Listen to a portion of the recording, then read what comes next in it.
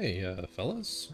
GGG is just wrapping up their weekend of content reveals and stuff, doing I don't know, it's a PlayStation showcase they had? I don't know what the convention was. A lot of console stuff.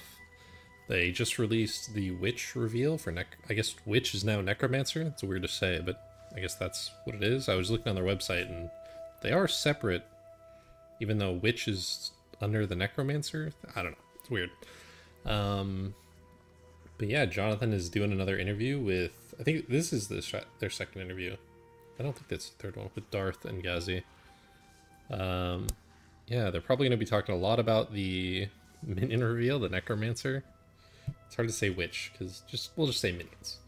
Because they did this interview right after releasing the trailer for it, or not the trailer, but the 10-minute game thing that they did. I think that was today. It wasn't yesterday, right? But yeah, I wonder. It sounded like I was when I was setting up their face cams and stuff. I was listening a little bit of what they were talking about beforehand. It looks like Ghazi has a lot more information about it. Like maybe he got to do like a little playtest this weekend of some minion stuff, because it looks like he was knowing some stuff about some stuff before it was happening. So he might have a lot of insight and a lot of questions about stuff. And, Jonathan, hit me up, picked up the phone, I was just like, yeah, Jonathan, what's up? And he was like, yeah, we're going to be doing a content reveal before an interview this time. We heard about you talking about that. That's a really good idea. We should do that. And I was like, yeah, Jonathan, you should do that. Good job. And then, he banned me. Yep, banned my account. No. But, yeah, it looks like they're wrapping up. They're doing a lot of, I was looking at this. A lot of people are doing their, like, gameplay reveals. Talkative, and I've seen some other people doing it. I guess Rage Gaming got another one as well. I don't know. It seems like a few people got to do... Oh, it looks like they got to do a co-op one. People are posting all their stuff right now. I assume, like, Ziz and all those people, all of them got to do it as well. But yeah. There's so much to talk about. They're like talking about the resummoning, what can be spectered, because it looked like we summoned a boss as a specter, but that wasn't like a boss. It was like a fake boss. So I wonder what we can actually summon. They might talk about that. I hope we get some questions on that. What specifically is allowed to be summoned? Anything with probably without a big health bar thing at the top. That'll be the classification. We've seen that the offerings are now like banners, so maybe some questions on that. How many of those are, what they do. Just talking about all the different minions, how many minions there are, how many you can have at a time, what's the highest spirit you could probably have, maybe. So many questions. I'm gonna be just farming up some. I'm looking to get some Harbinger uniques. Where are they? Probably in my dump some. Bro, look at this. It's ridiculous. Is this not ridiculous? I need to make a video on this league. It's ridiculous. Oh, yeah, here. I need some more pieces to make some Harbinger uniques. I was kind of hoping for the bell, but it doesn't look like I'm going to get it. But yeah, that's what I'll be doing in the background while these guys chat away. I try to pause every time I want to interrupt them and talk about stuff, but yeah. Let's go. Oh, I think we are officially ready to start. So, ladies and gentlemen, welcome to the PoE2 podcast Tavern Talk with myself and co-host Ghazi TV, interviewing Jonathan today, and the kitty cat, I guess, is the special guest. Talking about the witch class. How are you doing today, Jonathan? That looks good audio. I'm pretty good, actually. Like, I was really happy with how the event went, and honestly, I'm also happy with the fact that the changes that we've made post the event have also worked out really well. So, I'm kind of riding on a high here of some good changes and some good things going on. Oh, that's perfect. That actually rose. I wonder if the event happened, people seen it, and then they did changes, and then they gave people the gameplay, or if it was just after all the gameplay stuff. One of the questions we were going to ask, which I guess I'll just transition right into that one, which is in the first event we had. It's the new Spectre. Seemed to be changed by the second. We talked about that earlier when we had our chat in LA. And so I was going to ask you as a follow-up, now that you've had some time to sort of look at the feedback, what was the major change that you saw, or some of the major changes you think you're going to be doing from the last playtest we had? Anything major really pop out to you? So the one that popped up the most, which was actually surprising to me, is a lot of people were really requesting the ability to change from controller to mouse and keyboard on the fly, like while they're in game, which Those is are gonna be something messed up that for a second. I was kind of always like, yeah, it'd be nice to have. But then having talked to so many people at the event, there were tons of people requesting it, and I realized the reason is it's obvious in retrospect now, but people want to be able to control their character with a controller and then switch to mouse keyboard to do inventory management and stuff. And so because of that, I'm just keen to commit to that feature and just get it sorted. So it'll take a little bit of time, but we can. I'm very keen to get that. It'll done, only be delayed like 6 because, more months. I think it's something a lot of people are very keen for. Absolutely. Like another thing I saw that was changed from the playtest we did was the Spirit Reserve menu was a bit different. So you had these arrow keys. What led to that? Yeah. We actually are redoing the Spirit Reservation UI a little bit. We actually had a new version we even designed before the event, but we want to. We didn't have time to get it into the event, so we've actually got another one coming that's like a bit nicer than the one that's in the video that you just saw. But yeah, we didn't have time to put it in there. The one in the event that you played was of course on controller, so that was like different again. But yeah, we could definitely do better there, so we're improving that. Effectively, what we're doing is we're making like a sort of special dedicated menu for Spirit Reservations and minions, so that you can change that more easily without having to go into the whole skill screen. So that should mean that you know, it's a little bit easier. What we sort of found doing testing of the one that we have now is that it's very easy to miss, and I think the reason why it was okay in the demo that you guys played is that because I was on stage showing you guys how minions work beforehand. Wow. It was sort of alright, but I think that the current one that's in Wait, game was this could still be recorded? I better didn't and see tutorialized this. better. So yeah, we'll be improving that for sure. Fair enough.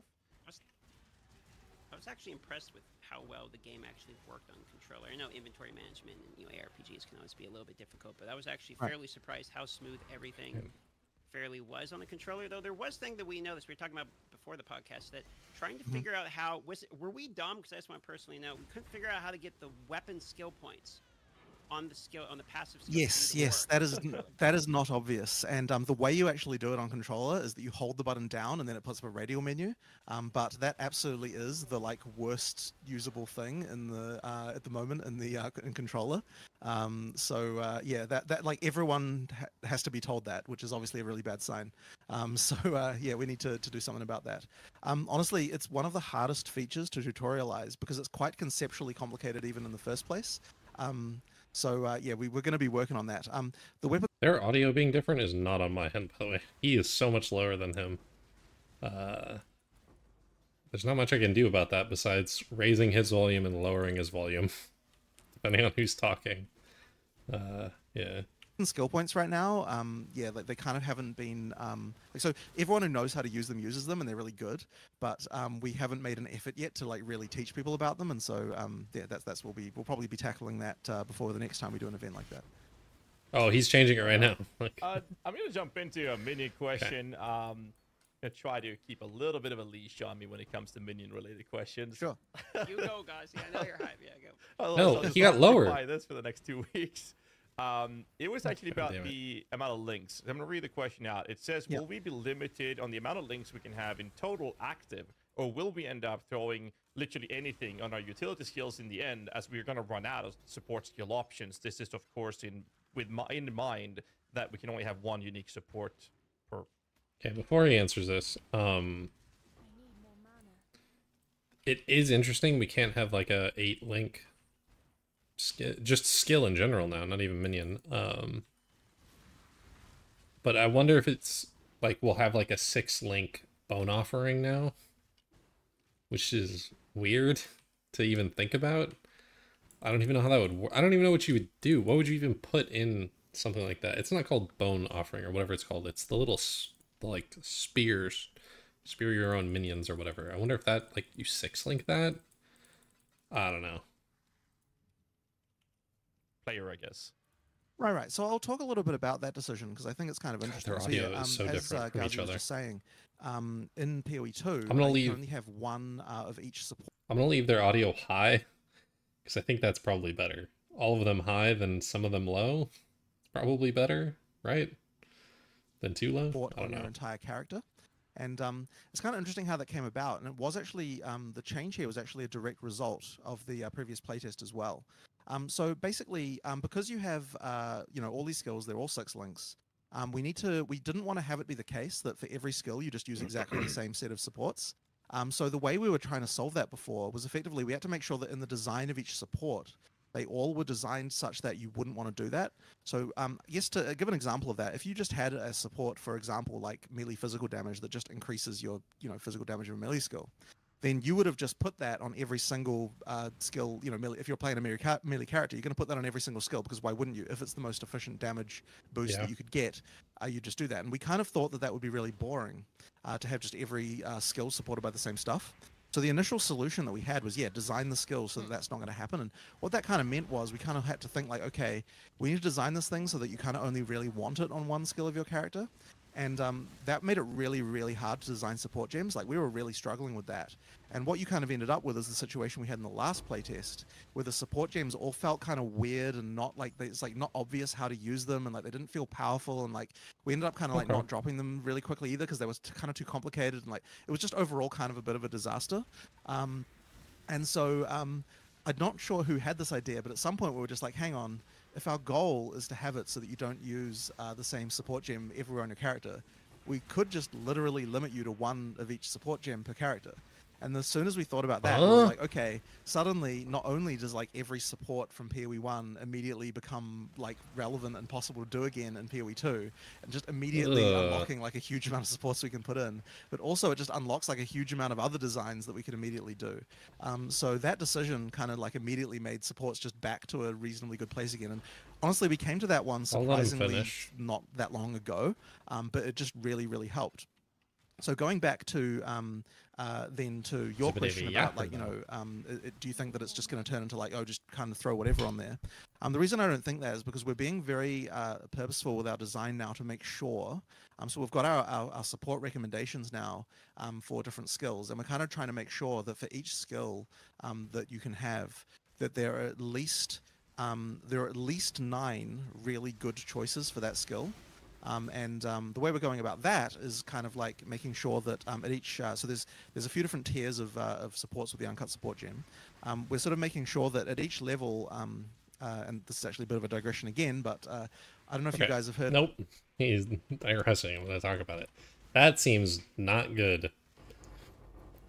So like, let's say you are running, what's a good example? Let's just say minion damage. Let's just say you're running minion damage on something. You can't like run minion damage on like your skeletons and your zombies, or your skeletons and your specters, if I'm understanding him correctly. So every skill, and you're gonna have like 4 or 5. In the video they had what, clerics, archers, arcanists, warriors, reavers or reapers, your Spectre, and zombies. So you had 7 different minion skills, and none of them, only one of them can have minion damage. Only one of them can have like added, chaos damage or something. That seems I wonder if you're gonna have like your archers be like added poison, added chaos, chance to poison. That's what I meant. Swift affliction or whatever, deadly ailments, and then you're gonna have, how would that work? So then let's say you had ignite on your arcanists, then you can't have like the damage over time support gems on both of them. Oh man, that seems really not great. Yeah, I don't know. Bit of like in Magic the Gathering, they have these psychographic profiles where like they categorize players into 3 types. We've got Timmy, Johnny, and Spike. And the idea here is that a Spike player is one who only cares about damage. Like they don't care about like things being cool or anything. It's just damage. They just want to do the most efficient thing possible. And a Johnny player cares about comboing things. Like they're interested in interesting combinations between abilities and so on. And a Timmy player just cares about something big and flashy that has some cool effect. So what we're trying to do is make it so that at each level of the support gems, there's 3 choices where one of them fits into one of those 3 psychographic profiles. And then that will mean that as you kind of go up with those uncut support gems, you're always going to feel like you've got something interesting for you, but also that there's enough choices. And the idea with that is that Let's read their so faces. long as we don't have, if we don't have like at least 9 cool choices for a gem, then we have to add more support gems. And so what I'm roundaboutly saying is that eventually there's going to be enough support gems that I think that you shouldn't have trouble finding interesting interactions for each of the for each of your skills. And we're not too afraid of having support gems that only work for 1 or 2 skills if that's required to actually make enough interesting things. So we'll obviously try and make it so they're applicable to as much as possible. But if we need to have something that just works on 2 skills, then that's fine, and we'll just live with it. So that was obviously ultimately a really, really long-winded answer to that question, but hopefully it provided a bit of. I don't even remember what the question was. I'm being honest. There was one thing missing though, and that is are we limited in the quantity of sockets, or are we expecting to have every single ability being able to become a 6-link? Yeah, so every ability will definitely be a 6-link. Awesome. Although I will say that there has been some discussion about whether or not we should allow spirit reservations, not minions, but like just auras and stuff, to have to be 6-links. And the reason why is because it is really damn hard to design so many different supports for aura skills. So there has been some discussion about that, but also the offerings. I don't understand. I can't even comprehend what you would do for the offerings. Like when you like impale your own skeleton, how would you even 6-link that? Increased AoE?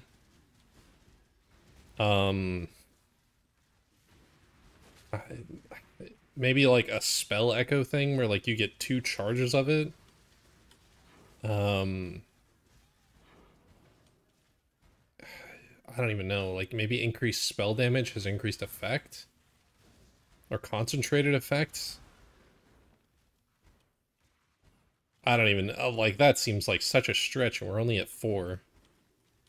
I have no idea how you would 6-link those. I mean, we'll try, right? If we can make it happen, we'll make it happen. But yeah, that is definitely a hard task.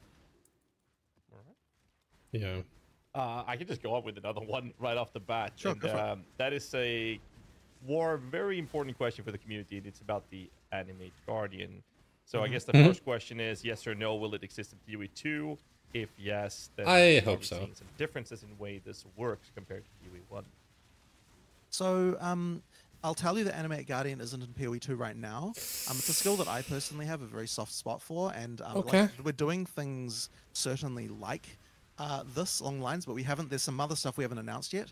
What I will say though is that the Witch as a character class is more about the hordes, and when you have a thing where you're like, the more like 1 minion that's really powerful type thing is more in other classes archetypes. So if you want to play the kind of like, I want a big tanky minion that's like just that I'm investing all in one, that's probably not the Witch that's going to be that. The Witch is more about the big army. Right. I don't love that answer. Netherland, you want to go DM? I just had a quick question related to that, because you were talking about skills from other classes. DM is so low. One of the things I noticed is I was playing Monk, right? And I was using Quarter's staff, and then I got a dagger, and I saw dagger in the beginning of the passive tree, so I was like, dagger probably works with Monk, so I went to use it, and most of my skills were not usable with the dagger. Yeah. But then later on, somebody Just put him noticed that, 100%, you he's still cut gems from what the other fuck? classes if I wanted to use, a witch skill or whatever, I could still use that on the Monk. That made me wonder, if you're building so many skills based upon your core staff, etc., and then you go to use some running around other zero abilities, monsters, a lot of the witch ones, I'm assuming, are not going to work on a quarter staff. So is this going to be all the way until the release of the game? It's going to be this way where your skills are pretty honed down individually on weapons, or is there going to be a little bit of play in that? Yeah. So I'll talk a little bit about that. So for one thing, spells can always be used from any weapon class. That's just the rule. It's the same as that in PoE1 technically. The difference is that in PoE1 we had a lot more skills that worked across different weapon classes, and that's something we've specifically decided not to do here. And the reason for that is because we've found that it really limited. In order to make a skill that works with like 3 or 4 weapon types, you end up like limiting what the skill can be, because like generally speaking, like the most unique thing about a skill is kind of like something to do with the weapon that you're using it with. Now, one thing that I will say is that the way that that's presented in PoE2 right now, I'm not fully happy with. What we had was, in the demo that you saw, was that each, the listing for uncut skills is all done class by class. And what that means is that people don't really get an understanding of like, okay, let's say you're playing a warrior and then you find an axe, and you don't have any axe skills right now. You would just have no way of knowing that the thing you're supposed to do is go to the order to find that. So what we're actually going to do is we're going to change the uncut skill menu to list things by weapon type rather than by class. and that should mean that it's like more obvious that, okay, like sure, I find an axe and that's cool, but Oh, like, that's kind of cool. there was That's a kind of section nice. in that screen that said where all the axe skills are, and that's how I'm going to find those. Even and though then I for hate spells, we'll the probably categorize base them idea. into things like elemental spells versus occult spells, something like that. And that should sort of.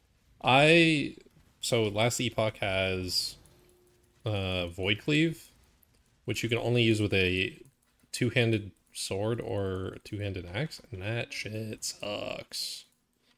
Being that limited. I hope that they don't go that route.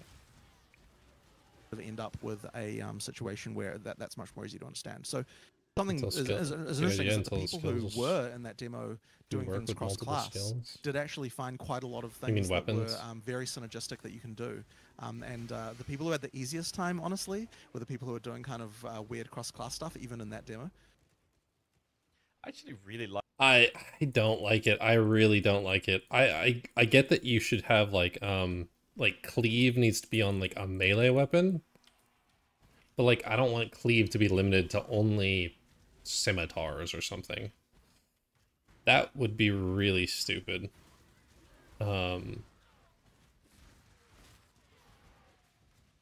Yeah, I can't. I'm trying to think of a way I would like that, but I really didn't like it in last epoch, and even in PoE right now, dual strike of ambidextry, or not dual strike, but when I was playing that skill, the oh god, the trauma support, you can't use what is it, axes with it, swords with it. Yeah, not good, not good. I don't like being pigeonholed into it. Yeah. Like the recommended approach. So the friend I brought, he was like the last time he played games was years ago, and he had an easy time learning Path of Exile, and I was just sitting there, jaw on the ground, being like, "You just said Path of Exile was easy to understand," and one of those things was that it was recommended. Like he would fully understand where to go, and I definitely like the idea with switching it with weapon types. He had no problems understanding the functionality of that. Right. I do have a follow-up minion question.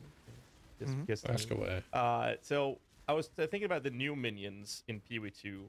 We've seen the bone constructs. Definitely the favorite ones that I got to try. But compared to PoE1, you said enemy guard is not in as of yet. But can we expect every single minion from PoE1 to be a thing in PoE2? And if not, why? I mean, I'm not going to promise every single minion. Ultimately, it's more like when we reach to design another thing, the first thing we'll often do is like interesting theme that we can take and use and do in an interesting way. But at the same time, I think that like for the most part, basically, I think almost everything from PoE1 should be in. There might be like one or two things that won't end up being in, but like generally speaking, they're all like phantasms or something. Kind of favorite's going to be there. We don't have any particular reason why one thing appears or not as such. It's more just that like when we go to design something, like what's going to fill the niche that we're looking for and so on. And then of course there's always the thing of like, you know, if something's a fan favorite, we want to be able to do something with that, right? Like anything that was really beloved, you want to have. I like that answer.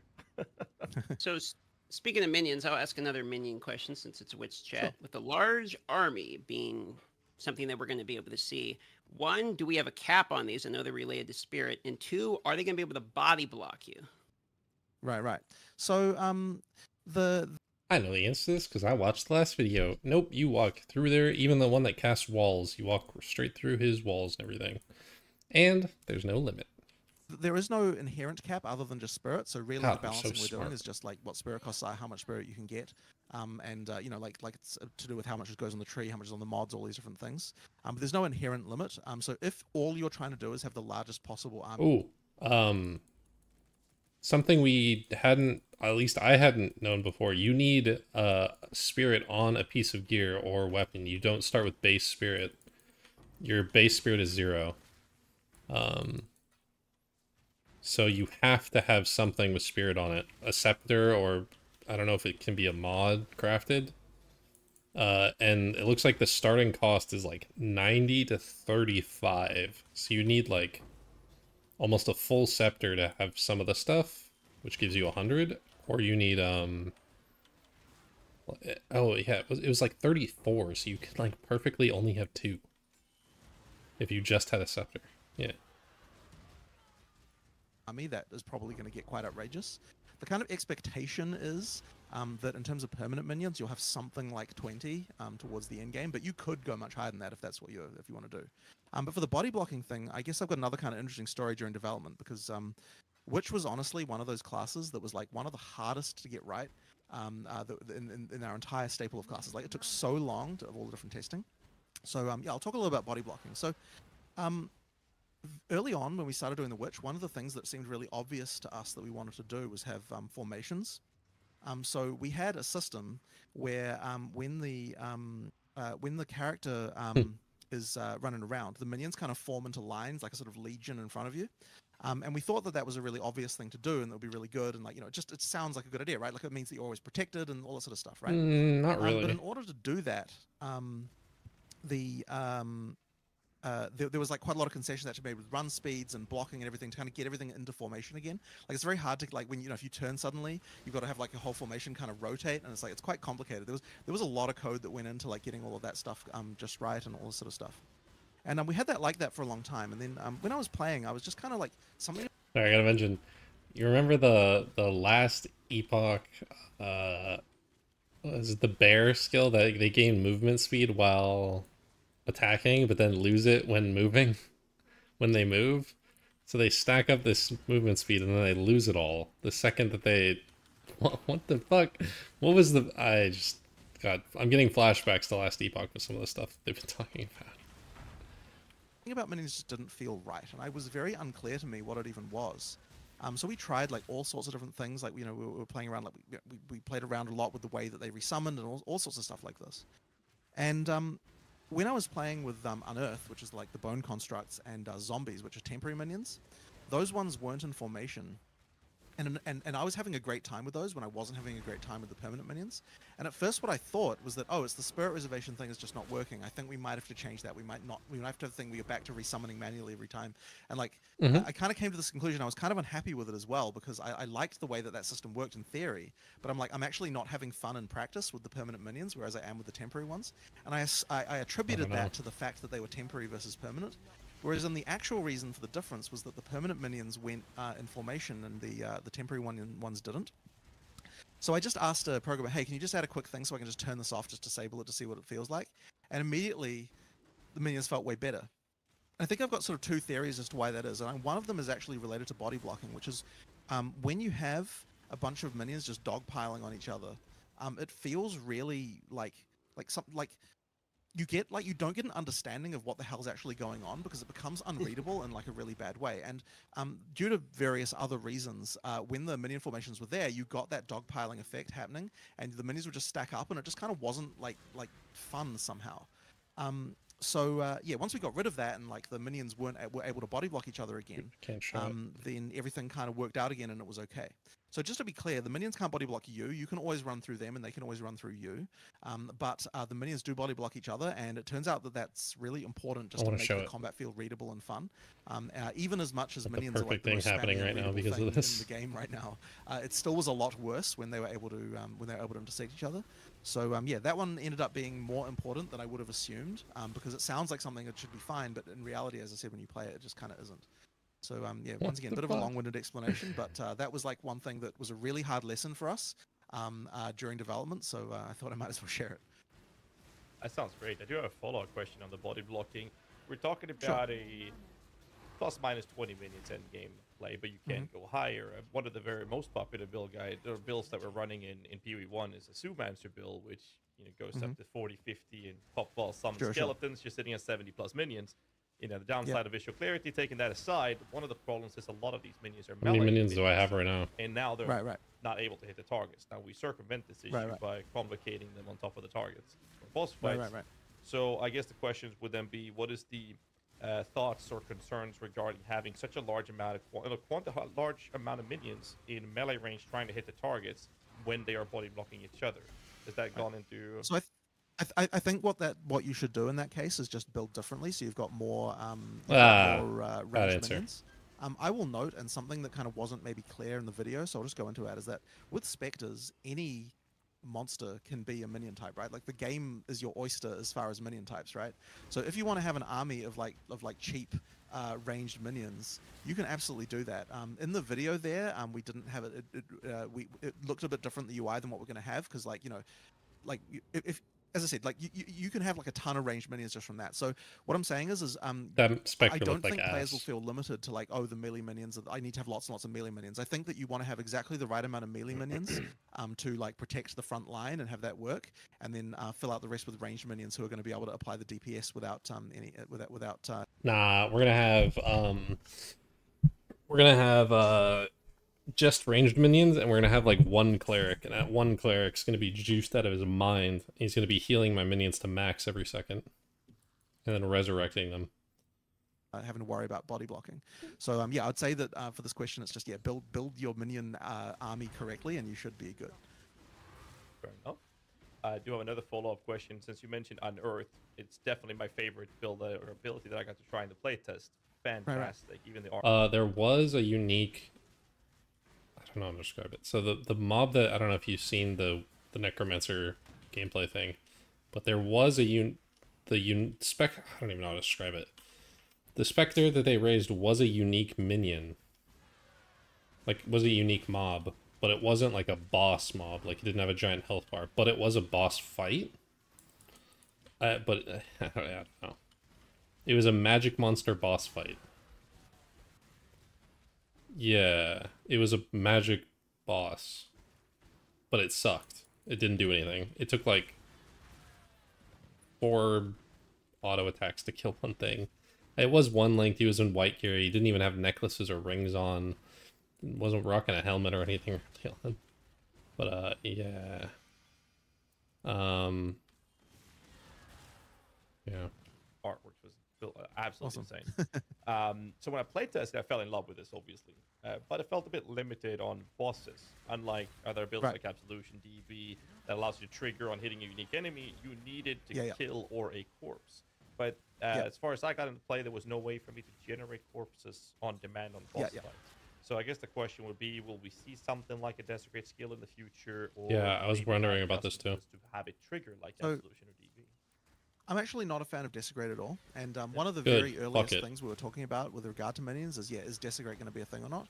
The problem is that it effectively removes corpses as a viable cost. And corpses as a cost, as a resource for the character, I think has a lot of... I don't care what he's talking about right now. You know why Desecrate needs to go?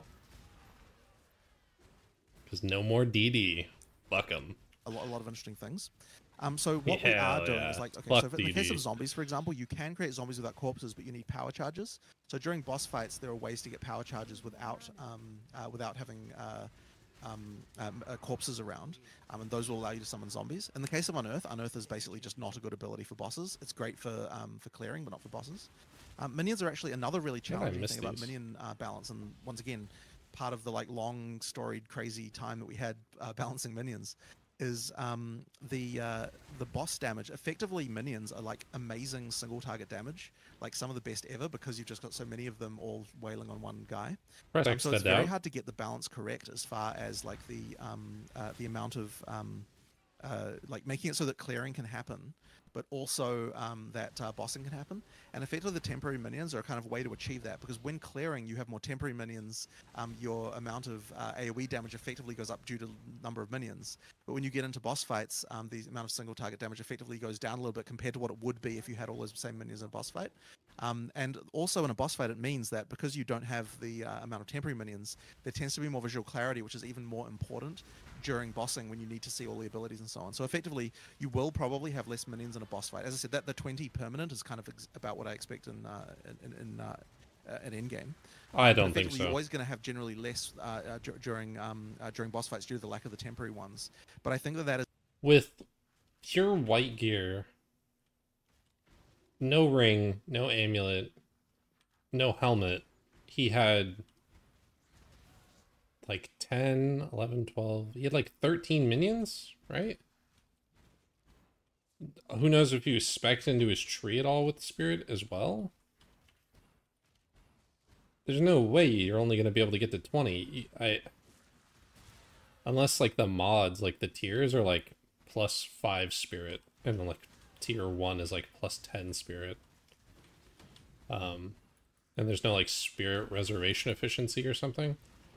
I feel like we're gonna get to like 100 minions. Not that much, maybe like 50. That's actually a good thing for the feel. And the key thing was trying to make it so that the balance of minions felt about right. I actually think, by the way, that in the version you played, minions were still a little bit too OP against bosses. They're so broken. They had like a little bit too of an easy of a time. There's been a slight reduction in that. The only thing we had to do was to add a very slight cooldown to the attack of warriors. And that was enough to kind of get it back in line again, so you don't quite have the same thing. Like when I say cooldown, it's just like a tiny little extension to their attack time, and that kind of immediately solved that again. But yeah, like it was slightly too high, I think, in the demo you played. But yeah, it's all about that thing of trying to balance the boss fighting versus clearing. Like it is hard with minions, another one of those big challenges. Oh, for sure. I have a I don't know if you've seen it, the damage that they did, they cleared that boss in like 10 seconds, and all the other guys were like 2 minutes to clear a boss. The new Katava posted on X saying how BS it was. I feel like it feels so crazy that damage, one linked, no rings, no amulets, no helmet, all white gear. Level 2, no skills, like skill points or pantheons or anything like additional like that. And he cleared the boss in like 10 seconds. And then even when he was level 30, the boss took like 30 seconds. And I feel like everybody else was taking like 2 minutes. Yeah, the voice lines. Go for it. Mm-hmm. I have a follow-up question about power charges. I don't know if this is just something I didn't realize, or maybe it wasn't immediately obvious, but when you have power charges and you use an ability that consumes power charges when you use it, then what's going to happen is it's going to delete them and attack with it. But if you wanted to keep those power charges maybe for something else later, is there any way in the game actually to make it where I'm going to cast this ability without empowering it with the empower charges? Because I ran into this with the monk, for instance, with Falling Thunder. Right. So there actually isn't, and if that's a thing that you want, so one of the things that we could consider changing is right now most power charge abilities, not all of them, but most of them take all power charges rather than just one. And I think there's probably a lot of cases where you probably wouldn't want that. So I guess we have two solutions to that. One of them would just be changing the skills of people. That's a constant complaint. Like I know that's a thing that people might prefer to not have with what's called Falling Thunder. But the other possibility is if we want to have changes to skills like this, then support gems are always an option. We could have a support gem that kind of changes the behavior around power charges. And that's kind of an interesting one that I guess I hadn't considered that as a support gem before this moment. But yeah, that's a potential option for adding a way to be able to do that. But yeah, understood. So my question for that is, can you have +1 like min charges? Because then you would always be casting the empowered version. I'm wondering if that's a thing. I'm trying to remember if they've ever talked about that. I don't think they have. Because then getting +1 min is like the best thing ever, because then you don't need charge generation. You just can always cast the empowered version. Alright. Yeah, I had a follow-up question on the Spectres. Now, obviously, Spectres is close to a lot of us hearts. We got to confirm last XLCon it was going to be a Pokemon approach. We got to see the iteration of that right now. Looks fantastic. However, does that mean when you choose the quantity of it and you have this bound spectrable unit, now I can only choose the amount of quantity I want of that specific unit? So the follow-up question is then, can we have multiple of these Spectre skills so that we can have different Spectres, or will we always be locked in one choice? So basically, you can have as many Spectres on your build as you want, and each gem allows you to summon as many of that type as you want. So effectively, that means that you can do an entire Spectre minion build if you want. You don't need to use. That means you're only limited to the amount of jewel sockets we have.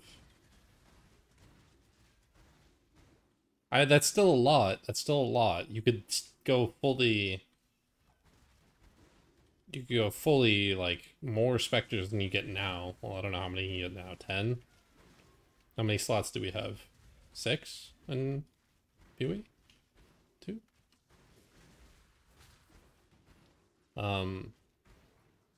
But Spectres cost a lot of spirit. They actually don't, depending on which ones you res. I think the one he did was the unique boss, which was 140, but if you've seen, there was like a minion in the bottom left that he could have resed, and that was 30 spirit. So he could have raised 3 of those with just a blank white scepter. And I assume, from what I've seen, we're never going to want a boss Spectre, because them casting their abilities, like their shit's going to suck. Casting abilities. We're going to want one that can auto-attack. I assume that's not going to change. It might change, but I don't think it will. The skeletons at all. It's just like anything in the game, just have a whole army. Like, army composition is whatever. And I'm sure it's going to be a balanced nightmare as we go in there and people find, you know, because there's like 600 monsters in the game, you know, so we have to make sure that the spirit balance is correct for all of them. But, you know, that's the job we signed up for here. So, you know, that's what we want to do. All right. I noticed in the video it said any minion for Spectre. Is that truly any monster, any mob? Or is there any monster that isn't a unique can be turned into a Spectre. Okay. That's so just as long as they don't have the unique tag. minion control. Obviously a big question. We talked a little bit about convocation, so I guess we could have a small addition there. Convocation, are we going to see it, yes or no? There might be a world in which something like that could happen, but I certainly wouldn't want it to be that you can teleport every single minion that you've got into one location all at the same time. I think it's probably not not okay. It's not really needed either, because we can now move. We can now tell them where to run, as well. So, yeah, we could tell them where to go now and what to attack, and open doors for us, and loot chests. But yeah. As far as balance goes, or like what it would effectively mean is, yeah, the balance you'd have to end up with on the minions, I think probably would make that not as fun. So if they don't stand in the back, we don't need it. I mean, we don't. Even if they do stand in the back, who cares? We just tell them to walk to the front, the hotkey, like we can in Last Epoch. And I really liked that thing in Last Epoch of moving my minions around. I really liked that a lot. And us being able to do it here is very nice. So I think that if Convocation were to return, it would have to be a slightly different approach. There are things that you could do with support gems along these lines, potentially, which are interesting. So I'd have to really sort of have a think about that. But yeah, I don't think it can return into the way that it is now, which is teleport every single minute you have to one location. That's fair. So in PoE 1, we have Meat Shield, we have Feeding Frenzy, being the AI altering approaches. Mm-hmm. They do not work that way in PoE 1. PoE 2. Could you walk us through how this will work moving into PoE 2? So you're talking about the things that change the minion AI, right? Yes, correct. Yeah. So I think that we still are open to doing more minion AI changes in the form of support gems, but we weren't really that like.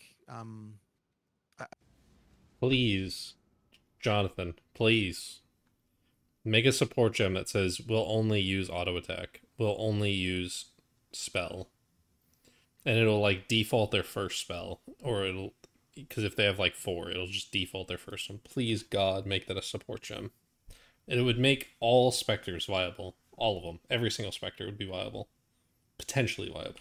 I think we need to sort of still think a little bit more about what that's going to be. I wasn't quite happy with exactly how they work in PoE 1 for a few reasons.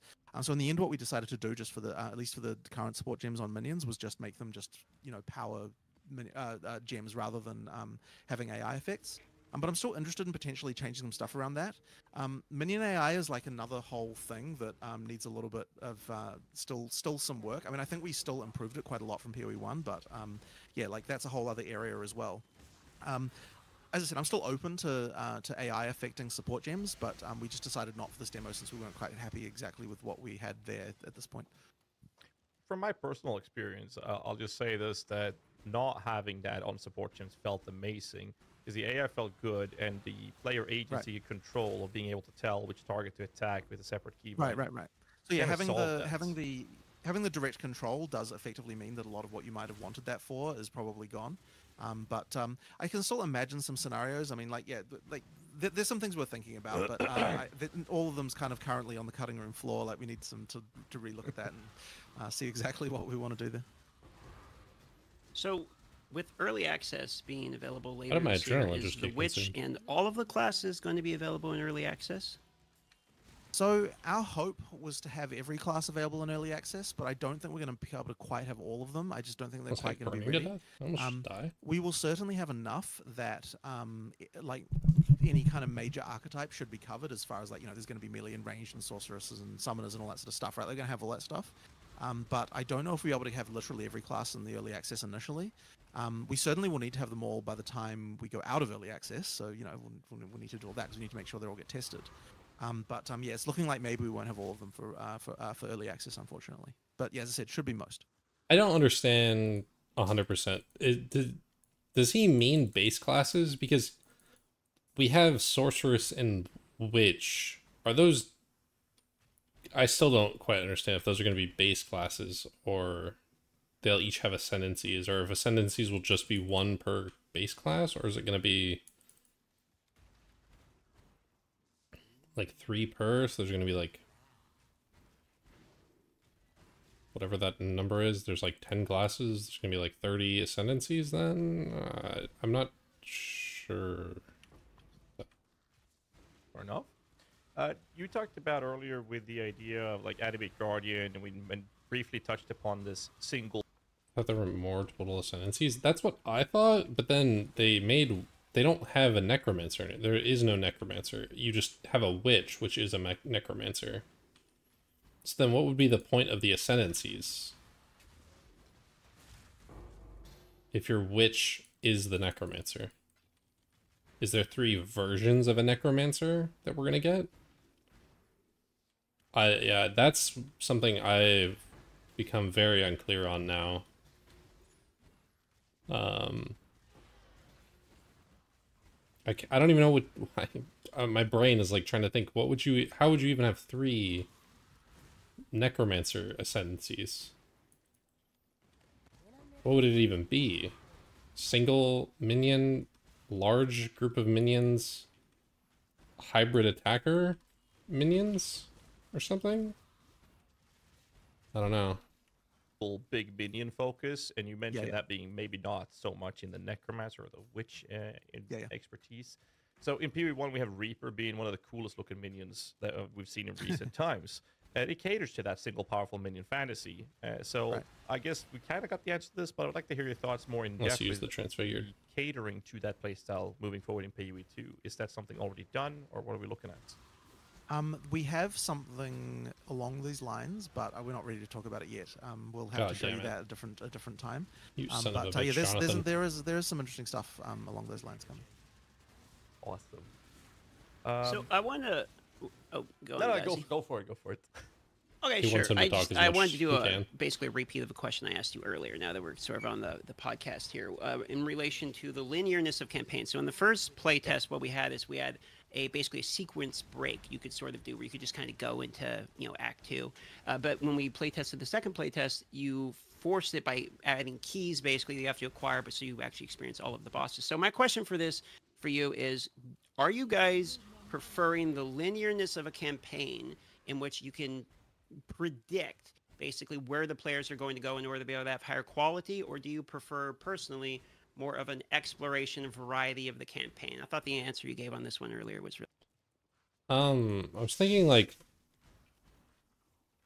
PoE1 campaign is very linear. How often can you deviate from the path?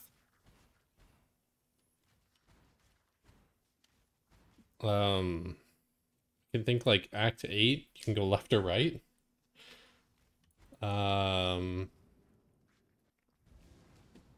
Act 2, I guess you can go left or right, but you have to go left and right. It's not like an option. You can't go or, you have to do both.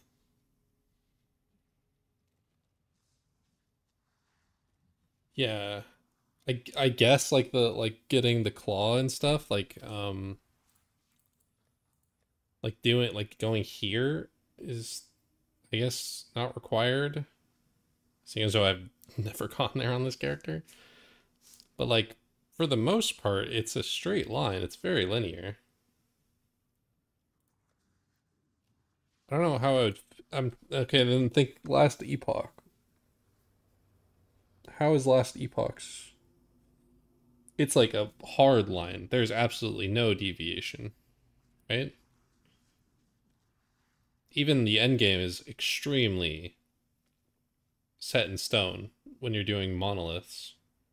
They're like, well, no, I guess because once you're in the monolith, I was thinking like the monolith tiers are in a straight line, but like I guess once you're in the monolith, you can make your tree however you want. What is Diablo like? Diablo is open world, so it's kind of just wherever you want. Really interesting. Right. So the particular case where you're talking about is in the graveyard, where you had to in the previous demo we didn't figure out a path. We didn't have that we didn't have that locked off, and the issue that we had was, especially early game, is that the difference in levels between what you could have if you did that versus when you didn't do it was just too high. So we're kind of running into balance problems with that. So effectively, in that particular case, we decided to make it so that you had to do those other bosses. That being said, there's still a lot of optional bosses in the game. Like, there's tons of different things. We actually even added more from the last demo to this one. And it's possible there's even ones that you didn't happen to notice. Like, since so many areas have optional bosses, and then there's also lots of optional side content as well, the stuff you might encounter is quite variable. But as you get further and further into the game, there's actually more and more optionality going on. Like, as the levels get as you get further into the game, the difference between levels is not quite so extreme. So in Act 2, there's a part where you split off into different areas, and in Act 4, you split off. And the way we're actually handling that in the later areas is that when you complete one of those areas, it levels up one of the other paths. So in Act 2, there's like 3 different branches that you can go down. When you finish one, the other one levels up an extra level, and then when you finish 2 of them, the last one levels up a couple of levels. And so that kind of allows us to do that branching without having so many problems. And then Act 4, it's like that as well, where every time you complete an island, all the other islands level up by 1 level. So that effectively allows us to have that like branching thing going on. But another sort of thing that is going on that's really not been obvious, we've talked about it a little bit, but not too much, is that the actual league itself has a random seed. And when you open the world map is actually random. So the layout of the overall world is also a random element, and so each time someone plays League, you're going to have a different experience. So once again, in Act 4, we actually... He has to repeat all of that for me.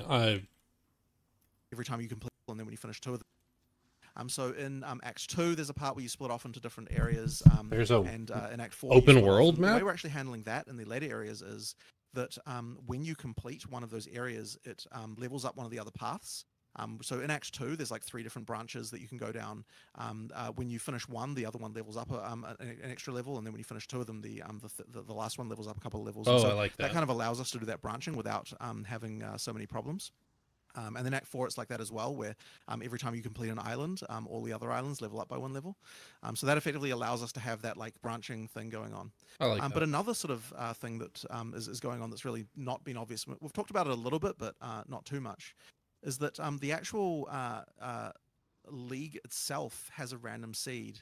And when you open the world map is actually random.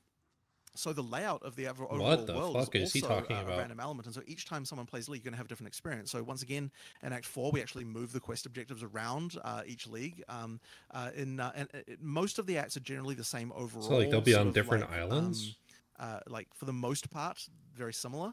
But the layout of the map is different, and which means that they're going to, like, you're going to find things in different directions. You can't just kind of learn the map in the same way, even within the proceduralness of it. You can't like learn the map in the same way. Like each league, it's going to be a new experience. Challenge accepted. So that's sort of another thing that we had going on in order to prevent the situation where, like you get in PoE1, where like there are just certain signs. Like even though it is random, there's certain signs that you sort of just learn to like know exactly where stuff is. And by having it more random, each league you'll have to rediscover a few things. And there's even stuff like whole like tiles that just won't show up. Do I like that? Hold on. I have to process that information in my head.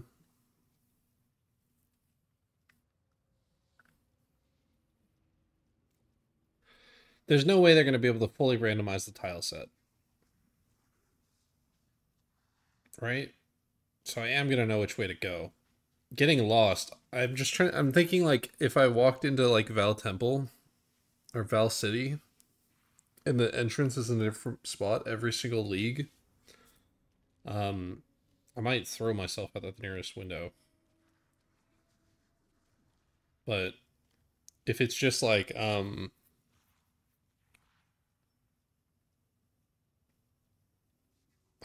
like different like like not paths, but like different like connections between them, I think that would be okay. Also, this world map thing that he's talking about, is he saying like this is gone, right? Like this isn't going to be a thing anymore. It's going to be like an actual all connected world map, so like all of them are connected.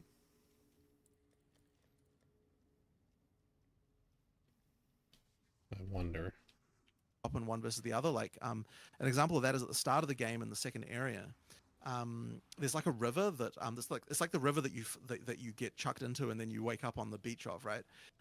So in some random seeds, you have to cross back over that river to sort of get to the other side, and others you don't. So you kind of have this thing where like this bridge crossing in the second area is a thing that you'll get in some versus the others, and it's just kind of a bit interesting. Okay, that's okay. That's totally fine, but there has to be a persistent, or there has to be a readable thing, or that's going to feel like dog shit. There has to be like, oh, you see 3 barrels here, you know that the river's on the other side. So I need to go left. Oh, there's only 1 barrel here this time. Oh, I need to go right now. Like the world can change, but there needs to be little markers, I think. Or that's going to feel super dog shit to run. And like full clearing while leveling. I love that, because I remember there was... I don't love I that. think it was Carvarusku that was dug deep on this in PoE1. Piety, when you get down to level 2, depending on the tile on that your character's left foot is standing on will dictate which way to go. And I shit, you know, it was crazy. Like, yeah. But you know, but that, see, he likes he likes it for the reason that I just said. He likes it because there was tells. It's not completely random each time. You know, there is a tell. That's a fucking ridiculous tell, by the way. But in that same area, the 1 cart versus 2 carts. That's a good tell. I like that. Who cares if it's random? But there needs to be those things, I believe. 2 carts on one side, 1 cart on one side. Oh yeah, he talks about that. Right. So yeah, I pre-watched this whole extreme. Thing. I did have a quick question when it comes to these links. Going back to that really before I forget. Sure. In the first playtest, we had colors, chromatics. Yes. This playtest, we had none. And for my new player friend, he loved it. And I was just sitting there, they're all white. Can you explain? Yeah, I mean, basically, we didn't feel like the colors were really adding anything. At the end of the day, there are still attribute requirements on support gems. And given that there are attribute requirements, you know, what really is the point of the colors? Like, it just kind of didn't make sense anymore. So yeah, they should color the gems still, just so you know which element it is, or which attribute it is, just by looking at it. For us. Instead of just being it's white. a sort of a slight shame to lose, just entirely just for PoE iconicness.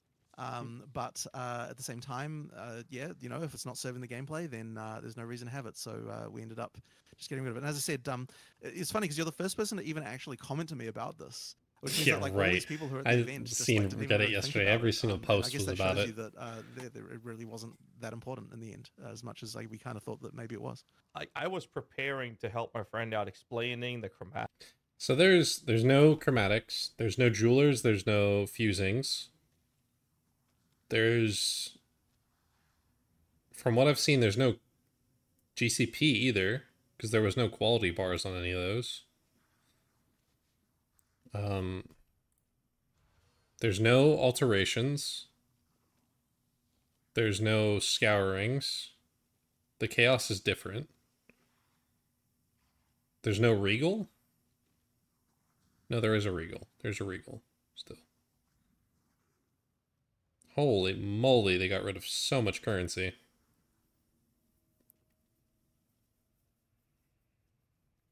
I don't know how I feel about this.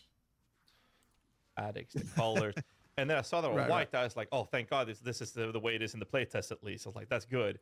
But then I got to ask you if that's actually going to be... Yeah. Another follow-up question had to what was DM was talking about in the answer you had earlier was in this shifting areas, right, as you progress different from league to league, so to say. The area before the farmlands, there was this big totem area. and it was like Right.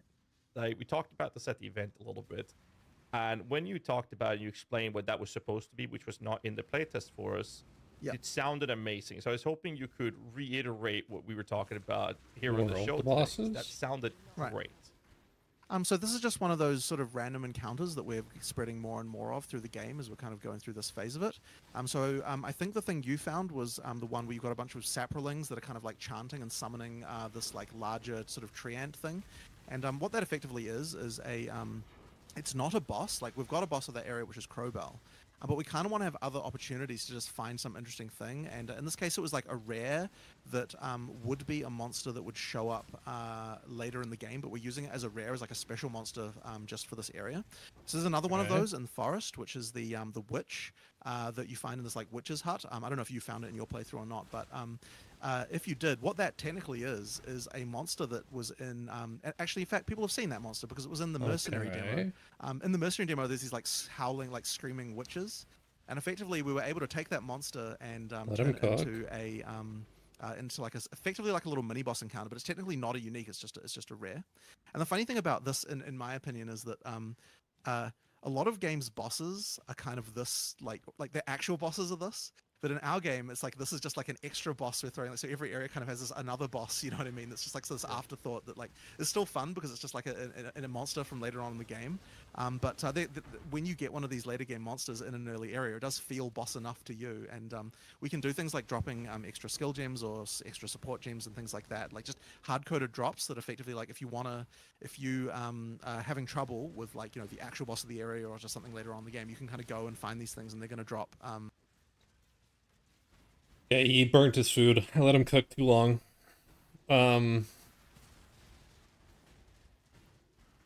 Why would they drop support gems and regular gems? Can you not buy them anymore? Or is it ruthless? You can only get them from drops? That's my first thing. The other thing is, I wonder if they're gonna have unique drops, like uniques on them. Because then it would feel really, it's gonna be like Oni farming. You're gonna like be resetting the zone 100 times to get it. I was hoping he was gonna go a different direction with this, and he was gonna talk about like this is like a not a world boss. I get that we're never getting that stuff, even though I wish we'd get it. But they like I don't know how to describe it. Another game I play, Eidolon, has like each hour there's like it's a world boss. But like what if that was the case like when you're playing your campaign and there's like event bosses that spawn at like certain times or whatever, but it wouldn't have to be certain times or something. I don't know. That's what I hoped you would say. Not these this. like specific other things that you can use to help with your build and help you along. So that's what these are about. That particular one wasn't in the game when you guys found it. I think it was just a thing that did nothing. But that room is designed for that stuff. And yeah, we're trying to have like, at least a few in every area, at least a few interesting things that you can find like that, where it's just like an extra little encounter, an extra like weird little Does he mean thing. each act or each area? Actually, each area. The secret room that was in one of the tombs under the graveyard. There's like a lever on the wall you can press, and if that'll open up a little thing, and there's like gold in there, and like, there's just like little things like that we're kind of like putting around and doing more of this in this phase. So it's kind of fun just to have these extra little points of interest. And what I'll say is that anytime you see a checkpoint where it's not like a through line, like if it's a checkpoint at a dead end, there's probably a reason why that checkpoint is there, because it indicates there's something to find in that room, like like something about it. That's how I got stuck in that area and found that, because we ran into this checkpoint. It was like, there's gotta be like, something here. I was going crazy. We cleared the entire zone. Like, where is it?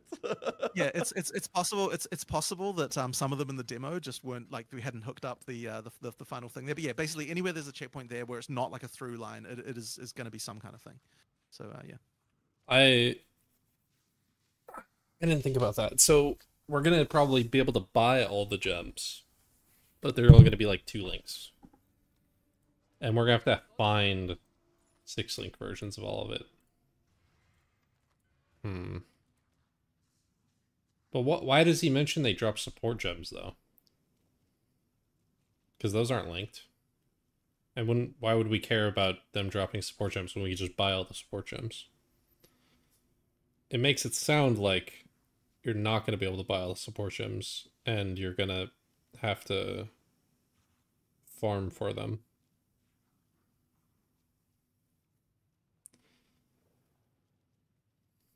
I don't know. Whoops, holy shit.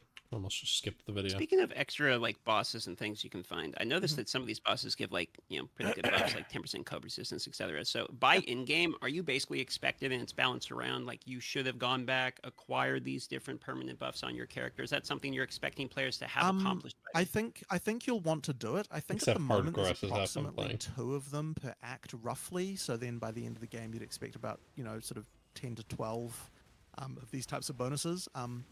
My expectation is that you'll probably end up doing at least slightly more than half of them. Okay, was his math wrong, or did he just leak that there's like 11?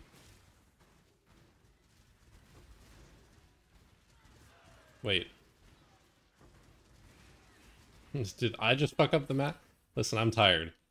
He said there's 2 per, but you're gonna have 10 to 12 by the end.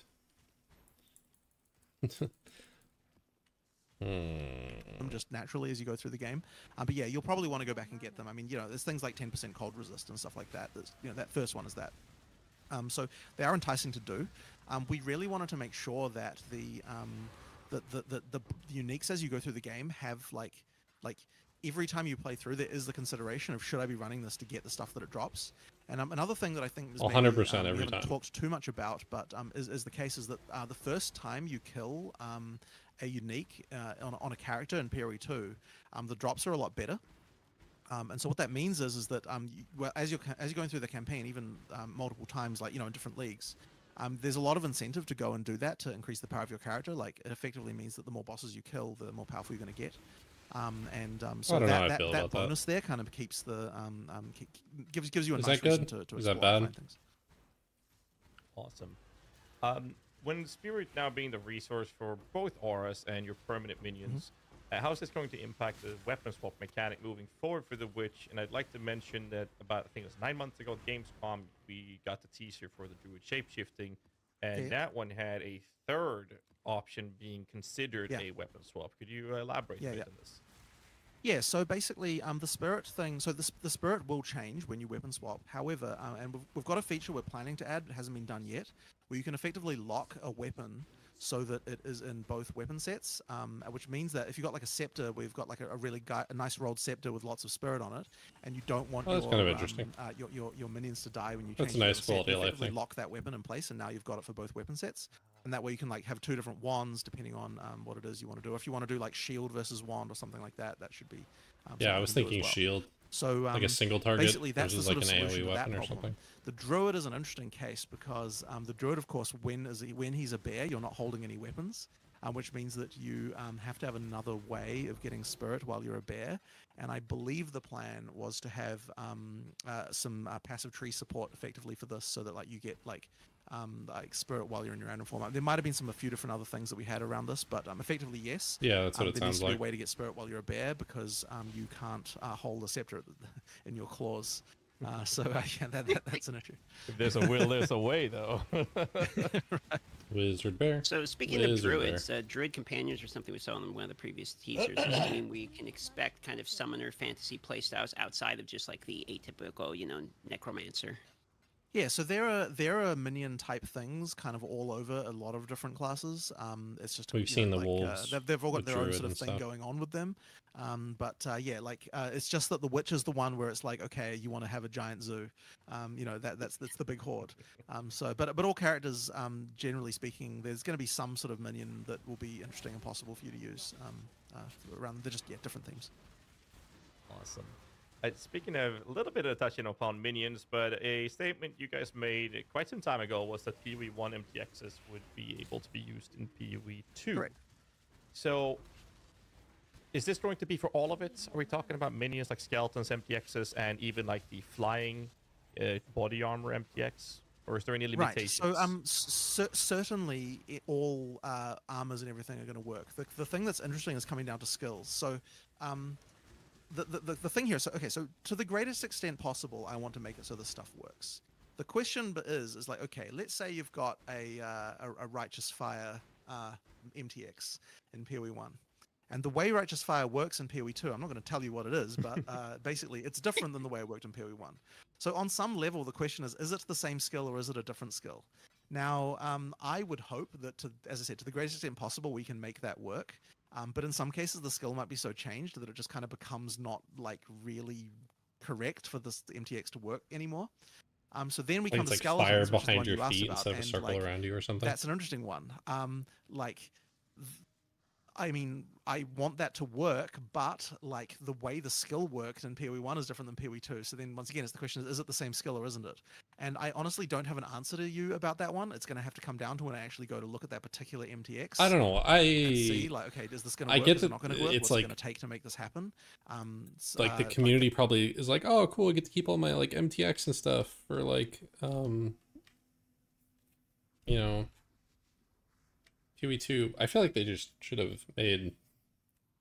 Yeah, they already promised it. I feel like they shouldn't have done that.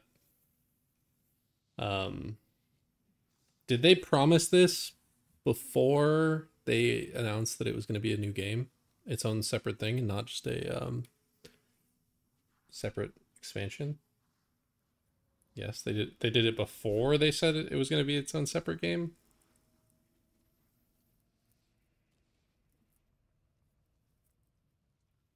I don't know. I know they confirmed it after. I was just saying if they said it before, it made complete sense. It's the same game. It's just a different campaign. But when they said it after, and this is its own separate game now, it doesn't really make sense to keep doing it. Yeah, it doesn't really make sense.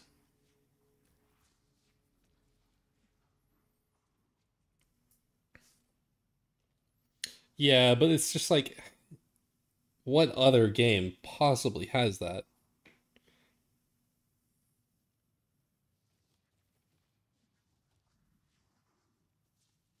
And it's not like you're losing it. You could still play PoE1. That'll be the question. So effectively, I think skills are going to be more iffy in some cases just due to the functionality changes. But certainly the flying body armor will work. Like it's a recent MTX. Like there's no reason why that wouldn't work. Like we designed like anything we've been making in the last like 5 years. We've really been having PoE2 in mind as we're making them, right? Like we're rigging them to the PoE2 rig for anything recent that we're doing. So make sure that that'll be there on release. So yeah, as I said, to the greatest extent possible, make it work. Just in some cases, it might be hard for various reasons. So, yeah. Understand. I guess you'll see. Thank you. You want to go for this one, DM? Why is there a tiny Gazium in the corner of my screen? Pull up the next one. We're kind of burning through our questions here. There's like a big Gazi and a tiny Gazi. No, go for it. So I did see one question related to MTX in the chat. When early access comes, can we expect some new supporter packs that will have these in association with them? Yeah, there'll be supporter packs around early access for sure. There you go. And then I'll ask a follow-up question. Is early access the beta? Co-op. We're going to go back to co-op here. One of the questions I was asking you about earlier was about co-op in Jimro and the balance around co-op. Can you explain how you guys actually do manage to balance co-op? And then I have one other follow-up after that. Yeah. So basically... I really, after this, I want to go watch Rage Gaming's. Apparently they got to do like a full playthrough of co-op. I want to go see what happens when you run away from each other. It had to have happened in their playthrough. I'm so curious what happened. Is there like a leash on each other where it stops zooming out? Because the release video yesterday did not show them ever walking away from each other except when one was dead. So I'm so curious what that looks like. Co-op is balanced the same way as parties are, so effectively it's like being in a two-person party, and what that means is that you've got extra life on monsters. We actually have different amounts, like in PoE1 actually, we do have different amounts of life for different Empyrean just sat up in his monsters chair. by rarity. So normal monsters, I think, 150%. A unique monster is 100%, or it might even be 110% or something like that. It's like slightly higher, I think, even due to the synergy that you get between players. Well, we got like an hour playthrough. There's no way it didn't happen in that hour playthrough. fighting a boss, everyone's just going to be concentrating on that one boss. You get very good synergy. It makes sense. Some people are surprised to learn that we don't do damage increases, and the reason for that is because you still have the same amount of life. Like, if a monster hits you, you need to die in the same number of hits. Do you though? So effectively, that means we don't increase damage, just life. You but the other higher thing, of course, life, that we but do you have the increase is higher items, and we do actually have a different way EHP? of doing that than what we had in PoE1. So in PoE1, we have a bonus to quantity and rarity, and there was no real intelligence behind that because it was just like, I don't even remember the number now. I think it might have been like 30% quant or something like that, and some amount of rarity.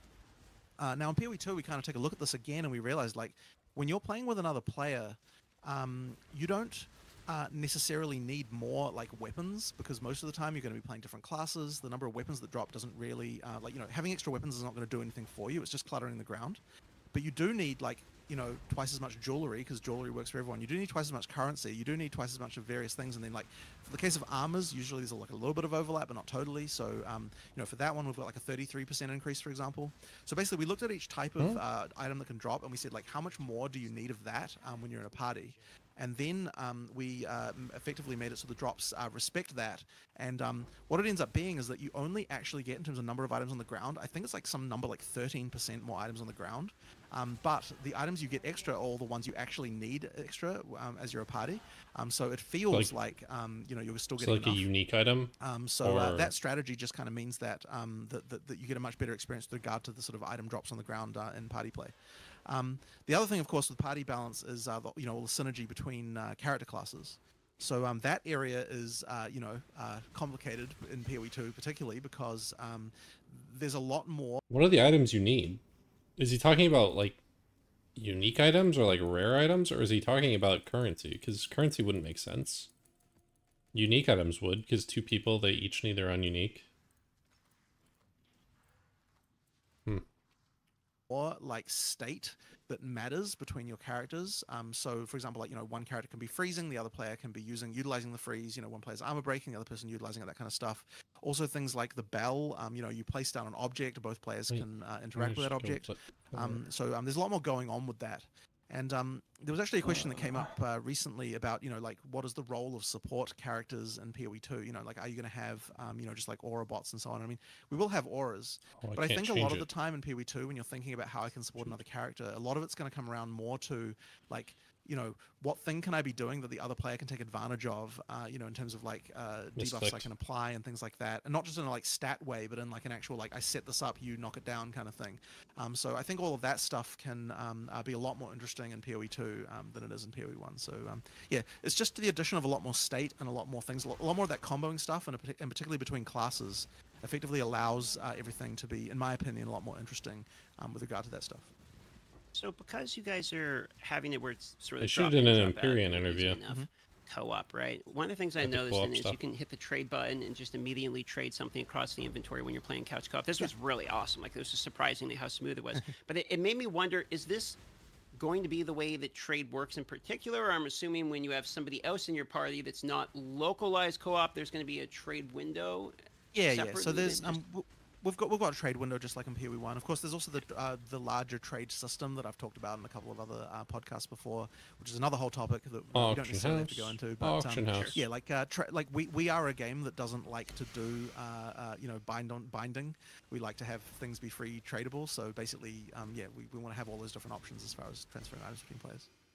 And what comes to the balance of the co-op, you're talking about support characters. So I mentioned this to you as one of the feedback points. I noticed that what you can literally do is just have like a witch, for instance, summoning minions, and then the witch just goes with you on your map while you're walking and can make it easier. And Ghazi, before the podcast, was talking about how maybe what you could do is just have like an aura bot, type of character, like a support character. If I told you. It might actually be good just to play two characters on the screen with the co-op mode available. Is this something you guys are wanting to be possible? Is this something you're no? So we'll need to do something about that. I don't know quite what the solution is yet, but you're completely right about the minion in co-op and dragging the other player around thing. It's not okay. Yes. So we need to find some kind of solution. I'm sure we'll be able to find something. Playing with my feet. Being a bit hacky, but because it's sort of something that would only come up in have 4 characters, anyway. 2 PCs, like 3 consoles. Kind of be like a bit random, I suspect. But yeah, we'll work that out. And the same is true of the aura thing as well.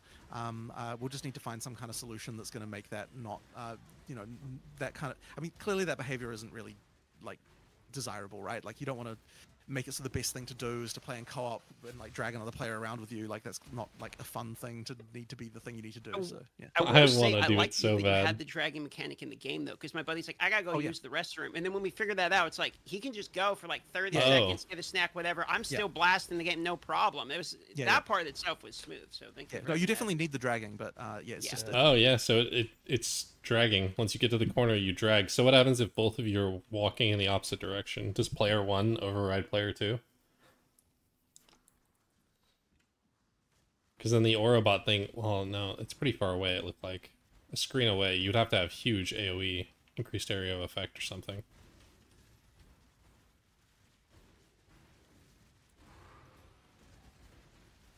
It's just, yeah, obviously there are a couple of abuse cases we need to deal with. You drag your friends into, like, follow-up question on the idea. slams. You said that in co-op, or multiplayer, you'd have a slight increase in quantity items. So this obviously leads into Magic Find question. Quantity, rarity, the functionality, risk of bloat. What's the deal there?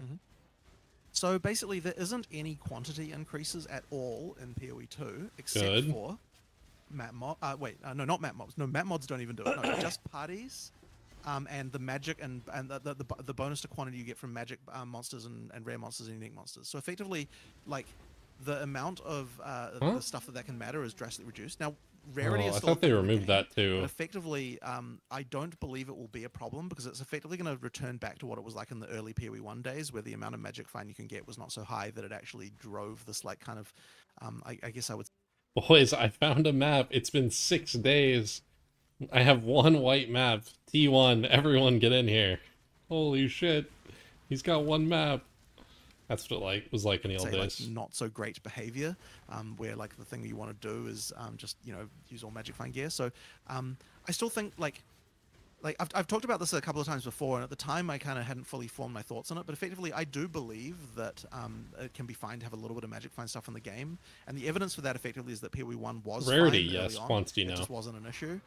So effectively, I don't think that we're going to fall back into the same hole that we ended up with in PoE1. But yeah, the whole way the drop system works is quite different in PoE2 as well, because the rarity now changes the value of items in different ways. Like when you have rarity, you get higher tier currency. You don't need to increase quant to get more currency anymore. It's not like that. Like rarity will do it, and like that means that like the way the whole drop system works, the way map mods can work, the way like so many different things can work is just so much better, and will just lead to a situation where you don't end up with just like ridiculous screeds of items everywhere. Like you'll just end up with better items, like just stuff that not just stuff you want, obviously, but you know, like. Like putting map mods on items is not going to result in like you know on like just way more shit. It's going to result in better stuff. So yeah, that will just improve things substantially. When you say will better this be at least 10% true? Follow-up question, but for those of you who haven't heard you explain this, could you elaborate on what you mean with better items? Yeah, so we've got quite a lot of different things going on with it, but yeah, for one thing, it's the currency, just like I said.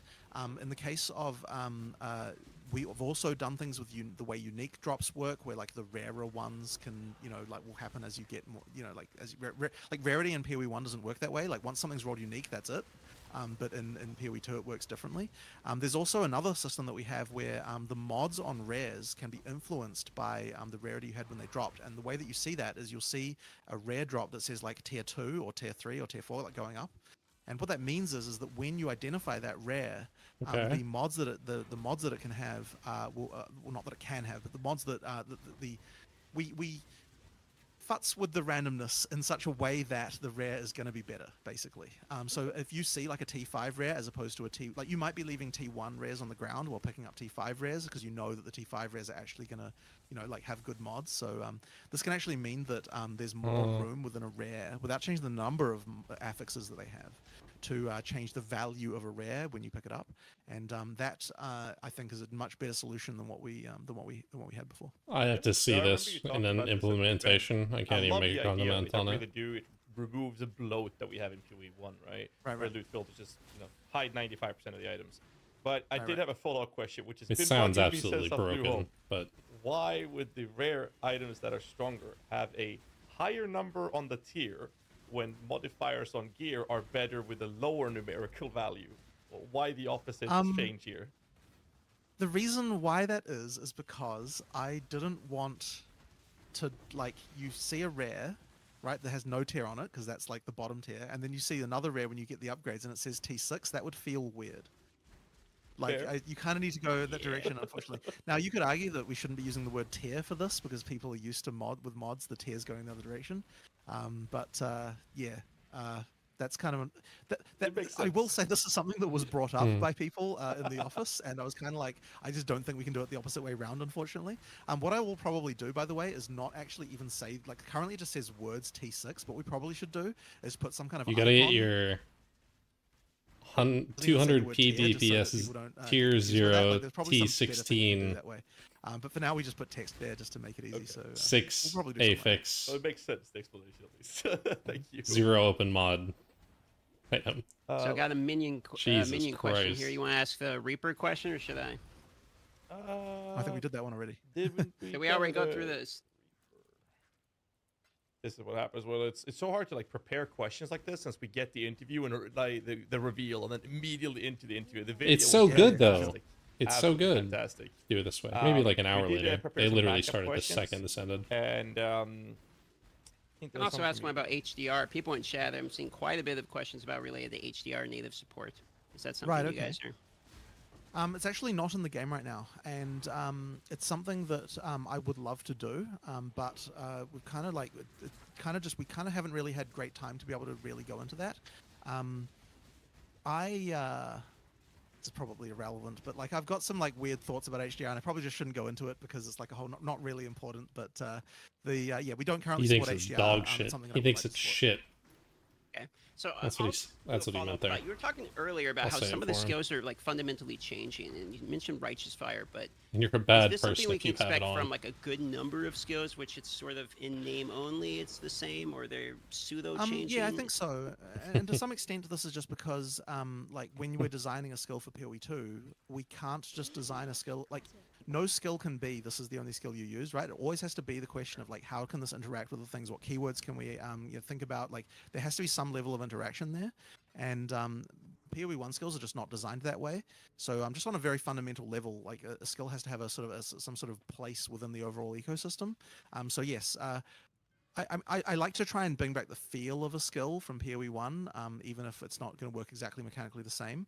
And always there's going to be crowd favorites. And there's always just the thing of when you're playing, like, oh, I wonder how they change this skill. You know, like, what's the skill going to be like? I was playing yesterday. Yes, I guess you could say that some things are kind of in name only, but they're still going to have the same kind of theme and overall kind of vibe, I would say, as what they had before. Fair. I was curious about the when we talked about the Reaper earlier and different. No, I'm looking for landings in particular. Specific div card. I'd actually like to hear your philosophies around the quantity of fantasies that you'd like to have per class. Is there something like a limit or a threshold? Quantity of what? What word did he say? It's just, as far as you want. His voice is like cutting out. Fantasies, did you say? That you'd like to have as playable approaches. Yeah. So I mean, when we're designing classes, we usually have 3 kind of like overall themes in mind for each class. But of course, there's all the mixing and matching you can do. But in terms of like a sort of solid theme, you've got 3 of them. And in the case of the Witch, for example, the 3 kind of major themes would be the kind of like the minion summoning theme, the chaos debuff type theme, and the bone skill theme. But the intention is there's so much cross-pollination between them that you're going to want to use more than one of those when you're actually... So occultist, necromancer... You've kind of got those like 3 sort of like major elements. I don't even know what you would call the other one. That's usually kind of how we're thinking about each class. But as I said, like, I don't want to just be that it's the case where, you just pick one and just do that, right? Like, that shouldn't be the thing. And funnily enough, on the Sorceress, we've actually found that... It's actually a mistake to only pick one element. Like, you want to pick more. Like, for power, like, there are reasons to use things across elements. But it is a very common thing where people just like, I'm going fire, I'm just going to pick the fire skill every time. And that's actually something that it's better not to do it that way. Like, you want to explore things across the themes as well. That's interesting. It's going to be so weird with weapon swapping. Doing exceptionally well is providing information. I know you and I talked about this for many times over. Providing enough information so that the player can make a functional and progression rewarding decision with that information. Some Green arrow go I feel up. like a lot of us are coming from PoE1 that are not new players to Path of Exile. Has the mentality, like you said, oh, I'm just gonna go fire, so I'm gonna go fire, fire, fire. Anything that buffs fire, I'm gonna use that. So how do you bridge that gap, telegraph that type of information to those players so that we get into the right state of mind, if you will? Well, one of the things is, yeah, just those videos that we've got on the skills that kind of show you, like, we are showing some of the cross theme synergies in those videos, and I think that can help. Like, a lot of people are prepared to watch stuff like that. So, I mean, a great example being like the firewall, where you can fire projectiles through, and the demo we do of that is specifically a not fire skill that we're using it with in the video, just so that you key onto the fact that, okay, it would be a good thing to do something across class like that. But at the same time, like, look, if you do just want to go fire, fire, fire, like, sure, you're not going to be as powerful if you don't do that, but it will work, right? Like, you can do that. It's just, you know, yeah, like, you're missing out on some other stuff, and I think people will learn that. Will you be more powerful or less powerful? The other thing, of powerful? course, we can do is just give you more skill gems than what you need to just pick only fire, right? If you're like, well, I've got this extra skill gem, I might as well give it a shot. You know, like, there's no harm in it, and then hopefully people will find things that way as well. I haven't gotten a single Harbinger orb as well, either.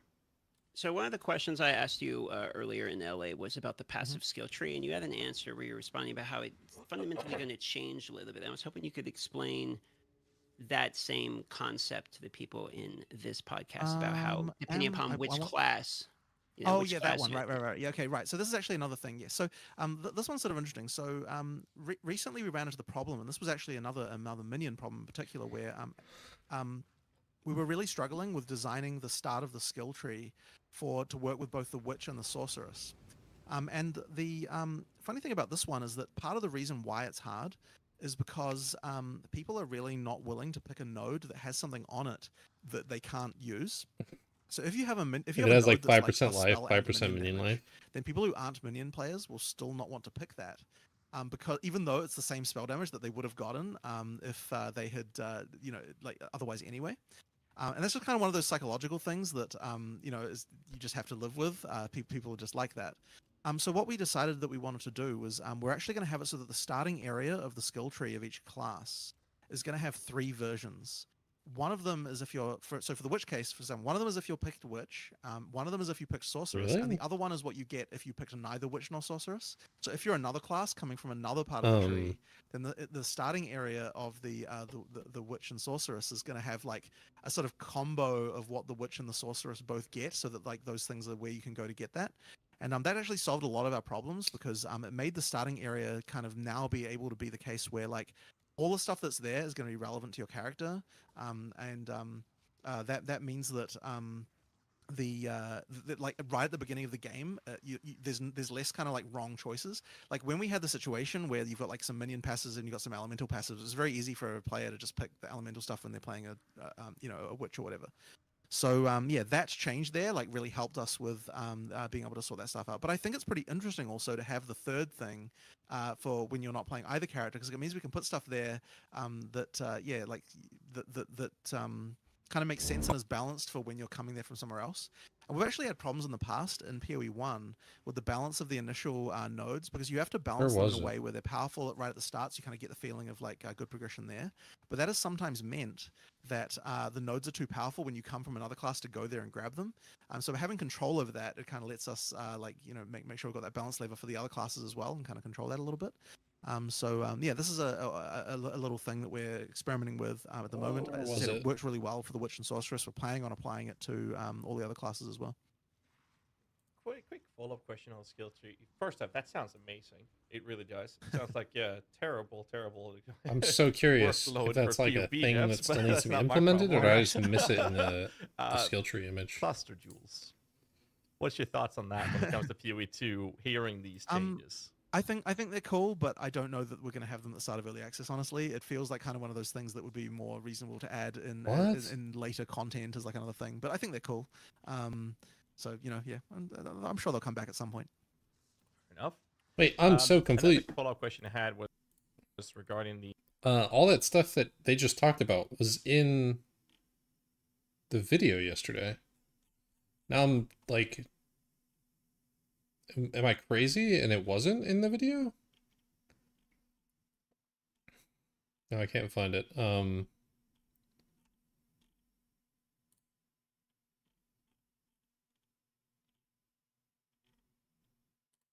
This video. Oh God. No, not this video. Where is the do you have the link to that video from yesterday where they did playthrough of them playing? Whose channel was that on? It was on their channel, right? The gameplay video where they were looking at the skill tree. That guy that was like, oh my God, the skill tree. I don't remember what I was watching that had that.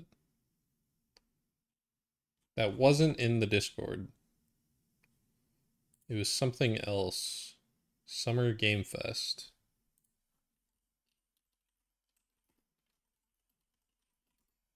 Oh God, it's not it's the not timestamped. Yeah, do you have that clip?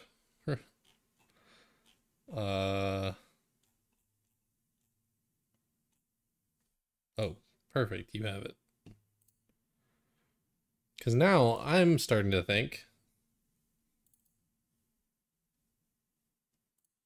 everything we seen yesterday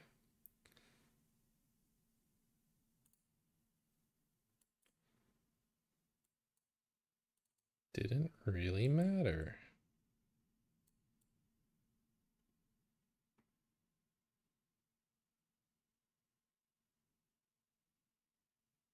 Was it in with this? Yeah, right here. Look, there's cluster jewels on the tree. Right here.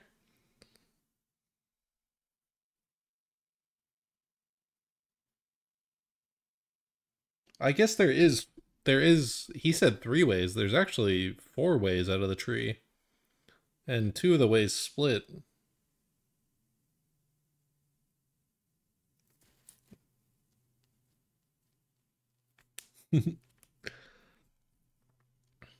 Huh, so I wonder what they're talking about with that. I wonder if this isn't the true tree that we're gonna see. If this is still just a work in progress. Damn. It's so hard to make, like, talk about this stuff. Yeah, the fantasies. We haven't seen any ascendancies yet, and we're still How did Class of Exile time away from early access. So all those things. So I was very curious if there were plans regards to having more play game tests crash for the classes we still haven't seen and so forth. Is that something you're planning to do? Right. We're definitely going to be doing more playtests. There's definitely a lot more stuff going on, like with that stuff. Obviously, you know, like it's just that ascendancies are like a we really don't want to do them until we're ready. Like we really don't want to show people them until we're really ready for them. And there's a lot of stuff like the balance complexity around them is very high. We don't want to show someone something and then be like, I mean, we did show some stuff at ExileCon 2019, and the balance from then is probably like way different than what they would need to be now. So therefore we just kind of want to be very careful with regard to that announcement. And basically what I'm saying is, yeah, we'll announce them later on. But yeah, there'll be more playtests. We'll do more stuff. You know, those events are really fun to do. You know, like getting a bunch of community members over and getting them to do stuff. So yeah, I'm sure we'll do another one of those. And then look, there's other events that we'll go to as well. You know, we'll be at Gamescom later on in the year. Like we're, you know, we'll be around. We'll be doing some stuff. Awesome. Someone was asking in the chat earlier, actually, about the Gamescom and asking if you guys were going to have couch co-op available to be played there. Very likely. I don't know if the full booth design locks down, but I think that I would be keen to do that. I think it would be a really fun thing to do. So yeah, why not, right? We should probably do that. Awesome. And couch co-op is confirmed. You can factually do this on your computer as well, right? This is not just a console thing. Yep. You can absolutely plug in. Yep. Anywhere you got 2 controllers, you can do it. On the topic of play testing, so we both noticed a lot of changes in the potion acquisition, and that was a result of direct feedback from that playtest, right? And the question is, what was the largest feedback you're seeing from this playtest that you think you'll be addressing moving forward? Right. I actually think I already answered that one, which was that console controller versus mouse and keyboard switch over thing. But I mean, in terms of other stuff, like let me just think about that. If there's anything else, I needed really water. large. It's 90 degrees. Burn. Honestly, like there wasn't On fire. that much this time. Like it's funny because I went on last time we went into the kilometer LA, sorry, the previous playtest. I probably went in a bit overconfident, and we received a lot of like, negative feedback about various different things. And this time I was ultra unconfident. I was like feeling, because like from the last one, right? I was like, oh my god, I really hope that we've like addressed everything that everyone said. Like, you know, like I'm worried that we're still going to have all these blind spots and we're not going to get things right. And so this time I was like pleasantly surprised to the degree to which things were actually okay. So hopefully I don't then get overconfidence for the next playtest and immediately screw myself over again. But effectively, yeah, like it ended up kind of being that, like, other than like a few like this stuff doesn't really affect me at all. Even really like sort of major. I can't see myself like, ever doing mostly fine. co-op, like, ever. We did okay. It was so, a significant. It felt significantly smoother. I don't know, guys, if you had the same experience from when I was testing it, but it felt significantly smoother from the beginning. Not maybe it's the potion thing, not having to go back to town all the time. Like I wasn't really going back to town for that, but the majority of it felt just a lot smoother. I don't know if it was the couch co-op or something about it. So the actually, I think actually felt. So there are three things that I think are the major difference. So flasks are big, right? Yeah. The next one is support gems. The support gems change the power of your character significantly, and they're also like a really good moment of just like getting an upgrade to your character, and that like it feels a lot better. And then the other thing as well, actually I had something on my mind, but it's fallen out again. What was it? So the other, the other major thing is that there's a lot more side things to find that give you specific drops that make it so you don't fall into the balance hole of you know, like having the wrong gear or that sort of stuff. So we added a lot of that stuff all through Act 1, and as I said, you may not have even found all of it because we put enough in there so that when you're just randomly exploring around, you're likely to find stuff that's going to help you a lot. But the overall balance of the game, other than the flask thing, mostly didn't change very much. It was really just around like making sure that, yeah, like the supports and the extra stuff to find. Does that mean they haven't worked on balancing it, or they don't really need didn't to want work to just on nerf balancing things. it? I didn't want to just like say, okay, these bosses are easier now. Those are two I very wanted different to try and things. find a way without doing that to kind of improve things. So yeah, I was very happy that actually worked, because yeah, it felt dangerous to me. Oh, sorry, guys. You No, it's just gonna say like God, I like the idea that the changes that you had with the rare monsters in areas had like specific drops, made via uncut skill gems or a flask, for example, that would help you handle the next coming challenge. And if you didn't kill that one, that would exist in the next zone. Yeah, like, yeah. I wouldn't. So, yeah, have that's another thing. noticed So that if you didn't tell. Yeah. So we've got some second chance drops as well. So effectively, if you didn't get something in one place, then the next area will make it drop there instead from one of the other places that will also drop something else. So yeah, we've got a few of those things going on as well. So yeah, with quite a lot of effort just to make sure that, yeah, like the minimum experience is lifted up without raising the top experience, if you know what I mean. Like just try to compress that band a bit, because you know PoE. Is he talking about quest items, or is he talking about like actual like items? Like if you didn't get an item, like a unique from a area, you can get it in the next area? Is a game with like an absurd amount of variance that you can get as far as like good players versus bad players. And so the challenge is like how to push the bad players up. You know, okay, I say bad players, like it is often not even the fault of the player, right? It's the fault of just like you got bad RNG, or you got like, you know, whatever, you just know some particular random thing. So I should probably not accuse people of being bad. But yeah, just for whatever reason, right? You fall into a hole. We need to make sure that doesn't happen as much. Yeah, this is like wild. He just called you all dog shit ass dog players. That's what he said. He said you're bad people. He says if you can't do it, you're a bad person. That's what he said. It's your face. Love talking to you because you're so passionate about these things. Like I wouldn't have known about that specific detail, right? Unless you told me at the event. Same thing with like I experienced desync at the event. I was like, I've never seen this in like 8 years of Path of Exile. It was a problem that you then had told me existed up until recently in Path of Exile 1. Yeah. Never experienced it. So yeah, there was there was a lot of desync testing we had to do around minions as well. We just found so many of them, and yeah, with like a bunch of problems. We're just we're actually on PoE1. There's a bunch of fixes that are going to come from PoE2 onto PoE1 soon to address a bunch of that stuff. So yeah, kind of funny how that stuff is. Like it's honestly amazing to me how problems can go for years without anyone noticing them or realizing. It's kind of crazy. So I have one more question around boss balancing, and then how would you feel about doing a rapid fire section from the chat? We actually give the chat here, as I suppose we're wrapping up. We're getting over. The rapid fire questions might be really good because the chat's been like rewatching the video. Just directly after this question, we're gonna start reading some of these, and we'll rapid fire Adam, and this is your opportunity to get some questions in. So around boss design, so the game seems that it's going to be on console, it's going to be couch co-op, cross progression, all that. So I'm assuming you guys are expecting a much wider demographic, and also newer players are going to be associated with this game. Like for instance, my buddy flew from Australia, not really a PoE player, play with him, and we were going together just fine. He was able to pick up the game, no problem, didn't really need prior experience, and he was actually doing great. So like I was impressed how quickly you're able to pick up PoE2 if you're not really familiar with PoE at all. But because of that, you guys are probably expecting more people are going to be playing together than ever. So does this affect boss design when you guys are designing, implement bosses? How often are you thinking this is a boss design, with one slow mechanic for one person as opposed to, okay, this is going to be trivialized because there's two people? Does this come up in development at all? It certainly comes up, but please God, don't ever develop anything for co-op. Please God, don't. Don't, please. Please, God, no. Would say that the primary thing that we're thinking about when we're designing bosses is just what's going to be cool.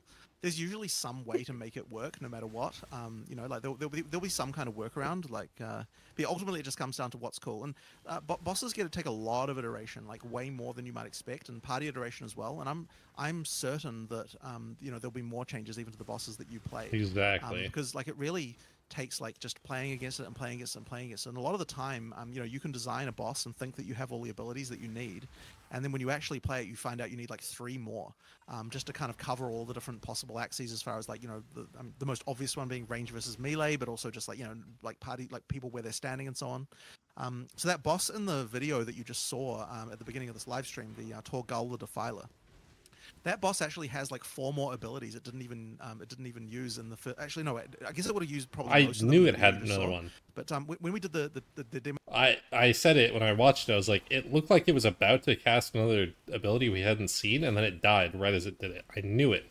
I'm not crazy. I'm a smart boy. on stage for you guys. It didn't even use a bunch of those abilities, and a lot of these things are needed for specific cases where you've got a player who's going to do this, and we need an ability to deal with that, and this kind of stuff, or with different people standing around and just that sort of stuff. So you just end up needing quite a lot of that stuff, and it's especially bad on bosses that are fixed like that, because they don't have the ability to move around to respond to things. They need a hard-coded ability for every single possible way you could be standing or place you could be or something that you're doing. So it ends up being a boss like that is just such a huge design challenge. And there's actually a boss that hasn't received as much love in this regard, that is also a fixed position boss, which is the Titan in the Titan Grotto. And that one, I would say, is not up to scratch right now. It needs more abilities and more stuff going on. It doesn't actually enough. And when a boss is like that and it doesn't have what it needs, it ends up just feeling dumb. You look at it and you're like, why is it just attacking over here? Why is that is actually really immersion breaking. So it can be one of those things that that's very hard to do. And honestly, the skills required to be able to do this kind of design are very, very hard to find. Mark, who is in charge of that stuff, is just really, really excellent at this stuff. But honestly, I'm very excited for bossing. Have a really good understanding of boss design. It's a very, very tough skill. I like the boss that you showed in the introduction of the event, which apparently were lacking the uses of a lot of abilities. The guy that's so this event thing, is there footage of this? Can I watch this event thing, or was this all just closed in-person stuff and everyone's releasing their footage whenever? Because I've seen 2 people release footage. I've seen Talkative and Gazzy have released footage, and Rage Gaming just released footage. Is it all different? Is there going to be more? Is there a thing that people can watch? I don't know. Supposed to rip up his chest and spawn my little babies, but we never got to see that. But that fight felt fulfilling, from what we saw, at least, even without that. Yeah, I mean, but the reason why it does is because he was using the abilities he needed to use for where I was at the time. You know what I mean? It's like it only feels bad at the point when like he doesn't appear to be responding to you correctly, or like things aren't working out right. And so then he would use those other abilities were the situation to come up. Yeah, that's kind of what you end up with. Fair enough. DM, do you have any other questions lined up? Otherwise, we can jump into some rapid fire, take some questions from the chat if you're down for that, Jonathan. I mean, I think we got pretty much all of our questions down. So much we even asked you the same one twice. So I think that I think we pretty much got through everything at this point. So I think what we do is we start grabbing them from rapid fire. Why don't you grab the first one, guys? You can grab them for your chat. I'll grab them for my chat, and we can get going here with the rapid fire section. Then we'll close it on it, boys. So spam your questions. Absolutely. So a lot of people are talking about the temporary minions versus permanent minions when it comes to boss fights, and it's a shame that we would not be able to utilize the temp minions as effectively on a boss fight as a witch.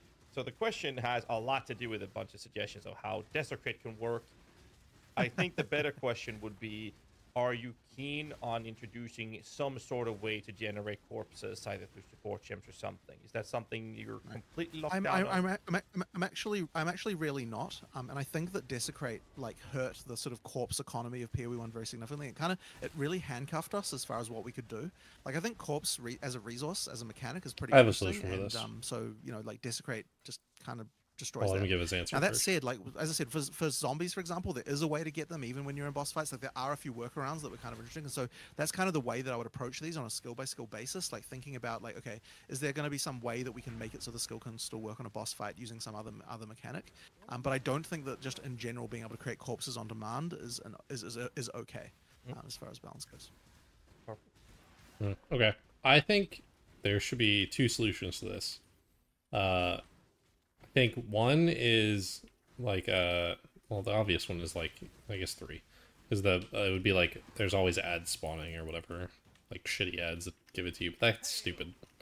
The other one is really weird, like you can cast your temporary skill on the boss and it'll, instead of like it'll just like deal like a tiny little bit of damage to him, and that's like you're like scraping off a part of him, so like using that flesh to summon the minion, the zombie or whatever. And the other way is you consume your own like skeletons to summon the temporary minions or something, because they auto respawn. You don't have to summon them; they'll come back on their own. So you could do that. I think I like that way better. Just consume your own minions to summon temporary ones, because your permanent ones will just keep coming back.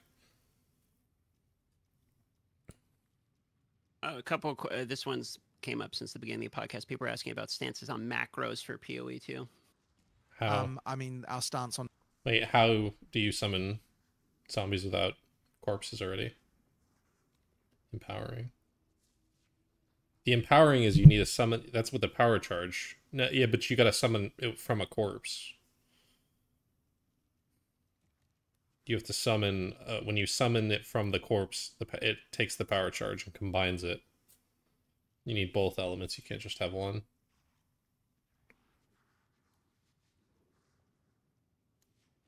Yeah.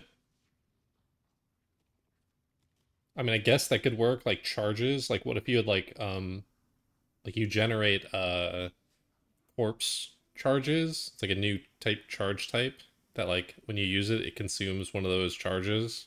It's like a stored corpse or something. I guess when one of your minions dies, you could also do this. Have like volatile minion. You know the what was his name? The skeleton arsonist. You could have him blowing up your own minions, and then those minions on the ground you could use their corpses to summon temporary minions. That could be an interesting thing, because you can already use their corpses to do lightning blasts and stuff. With the it was the cleric that did that. You could do that. On macros is exactly the same as it is in PoE1, basically. Like follow that guidance, and you'll be fine. No macros. With the rarity, sorry. Ever. No, go on. You're bad. With rarity and those things being scaled when it comes to party play, is there concerns that people would have group magic find for the sake of dropping the highest tier rarity uniques So rarity actually isn't scaled with party play. So it was in PoE 1, but in PoE 2, it's only the things that I said before. You get more of certain types of items to like make sense of your character. But there's no actual rarity. So yeah, it doesn't work. That will not be a problem. Okay, then I misunderstood you. That's perfect. Thanks for elaborating that. Then. No problem. Question, it's sort of an accessibility question here. Someone's asking about reducing brightness and flashing. Is that going to be something for people with sensitive vision? It hasn't been on our radar, but I mean, I think I'd have to see an example of like, and to understand that fully. Like, I don't think I understand enough to be able to clearly know what to do about that. Sure. You mentioned Necromancer, or Witch rather, being the Su summoner class. Yeah. A lot of questions are about the fantasy of engaging with other types of fantasy summoner types, such as an actual Su. Druid minion builds, for example. We've seen wolves. Is that something on the map right now? Well, there will certainly be more than one summon for the druid. You've seen wolves already. There'll be other stuff. One of the questions here is in relation to hardcore. Is balancing done at all around hardcore, or what's your philosophy on balancing in relation to hardcore? I would say that it mostly isn't. Like, we do bear it in mind sometimes, but I wouldn't say that our concern is hardcore. Like, hardcore is one of those things that you should do once you are like once you've gone. I wouldn't play hardcore the first time you're playing. We're doing it.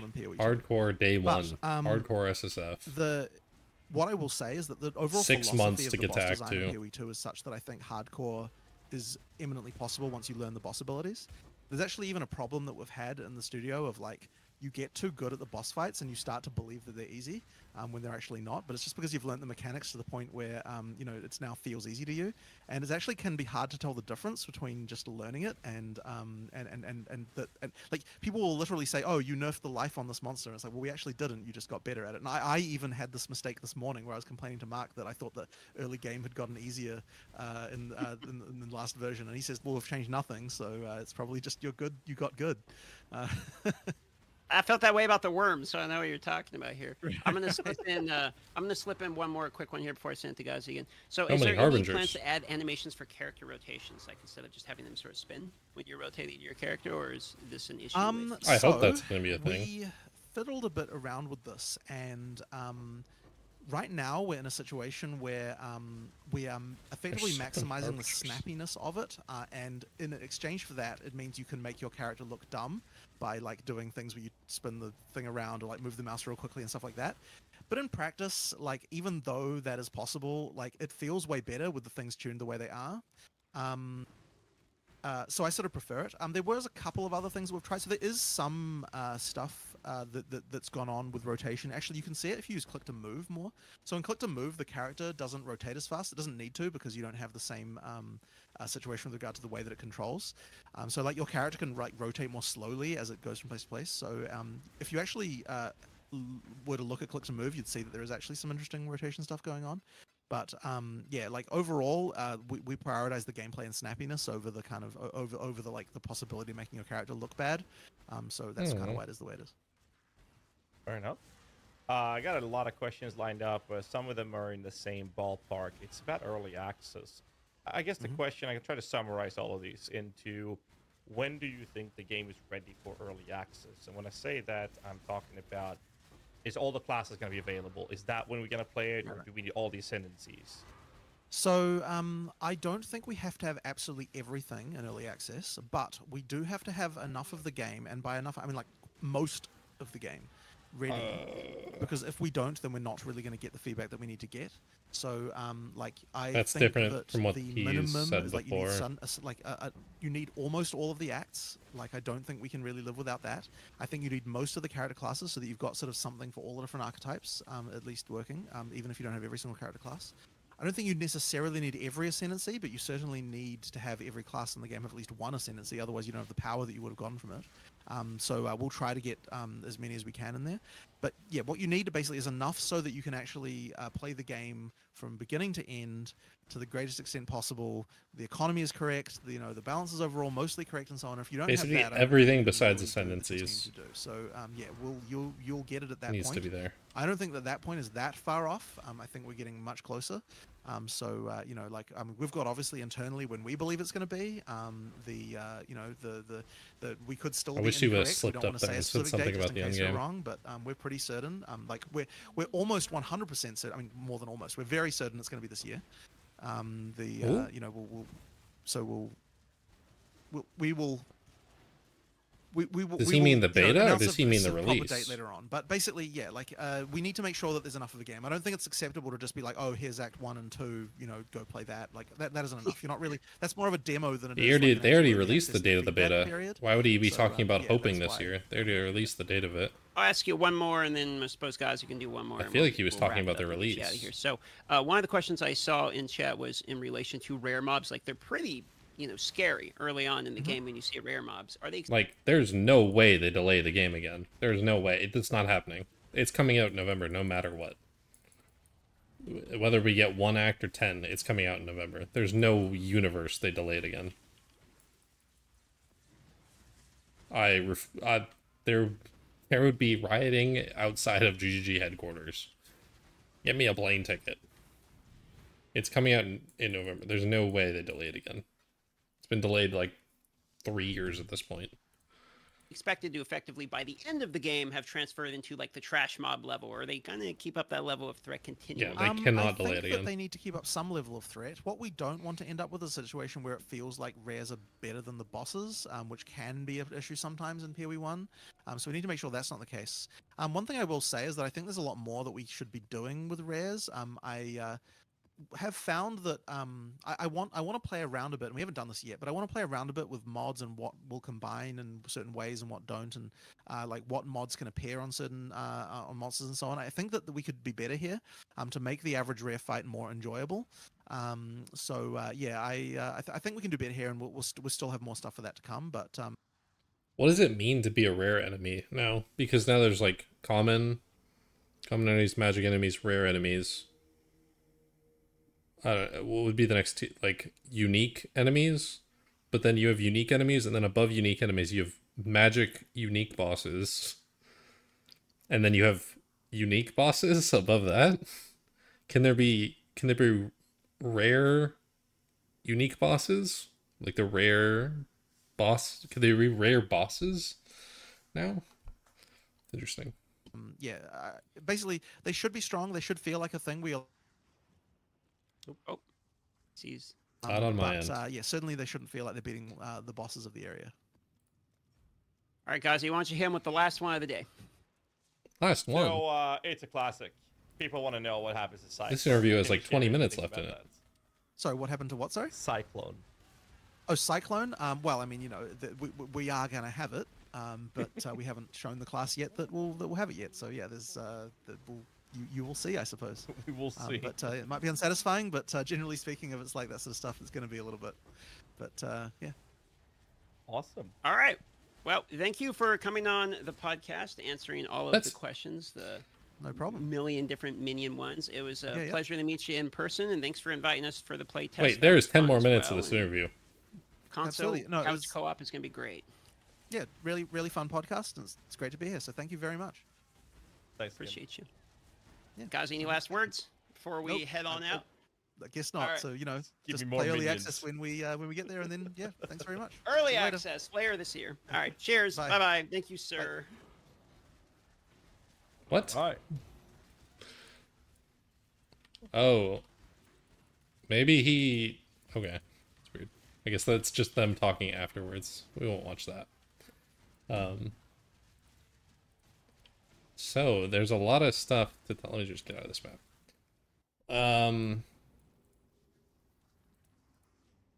I don't know how I feel about Spectres being their own gems.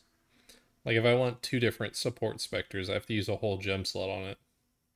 But then that support Spectre will be like 6 links, so it won't even be like a support Spectre. It would be like a support damage Spectre.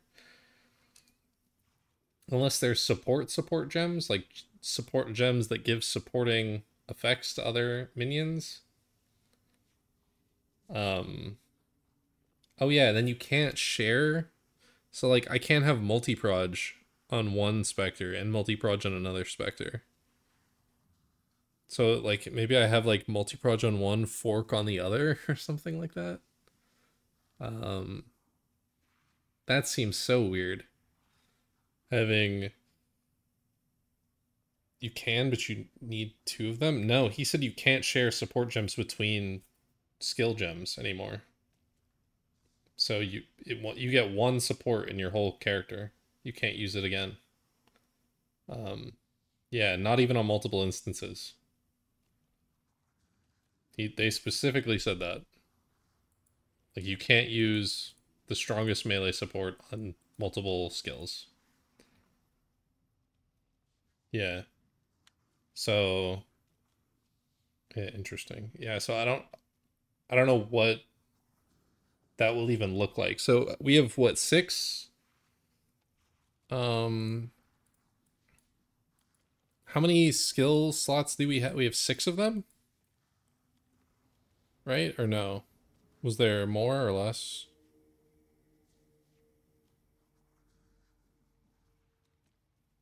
Going to the like the video. I just went back to his 1, 2, 3, 4, 5. Oh, a lot more than 6. How many skill gems can we have?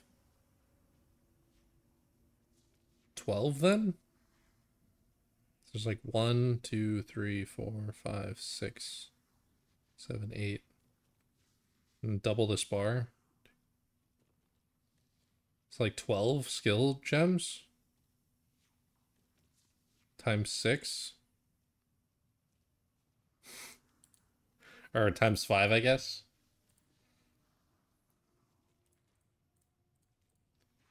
We'll have 60 support gems. We have 13 right now. So we'll have 65 supports that we'll have to put in there. And then we'll have, I wonder if you can have, you won't have supports on any of your items. And he said that you can't have like a 7-link item or skill gem anymore. That won't be a thing, but you'll have like a 6-linked support Spectre that I don't even know what that would look like. Or what happens when you have like 6-linked offerings and auras. He says he doesn't want that to be a thing, but then what will that look like? I don't know what the fuck I just typed. I'm very tired. God damn.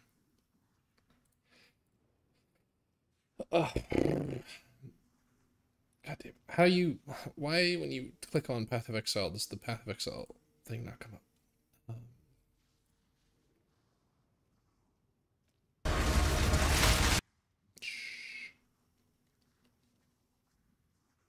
People sleeping. So, and then we also have Punch. I guess that's your auto thing. Auto attack thing.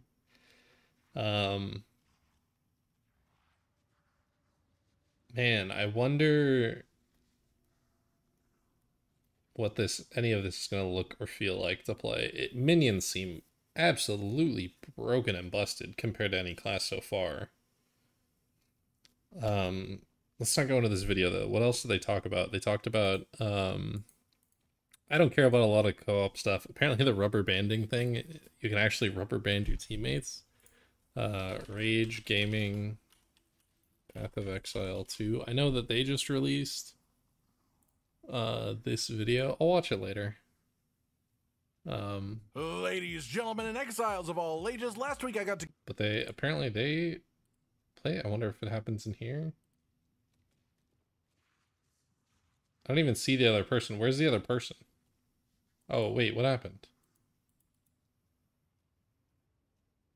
Oh, what the fuck is happening? They quit the multiplayer at some point? I don't know. I don't even know what happened. But yeah. They got PK'd and rage quit. Yeah, maybe. There's so much that they talked about. I don't know how I feel about like the different layouts of areas. Like if I go to his example is kind of an example that exists in PoE. Like if I go to Act 2 and I go to Riverways,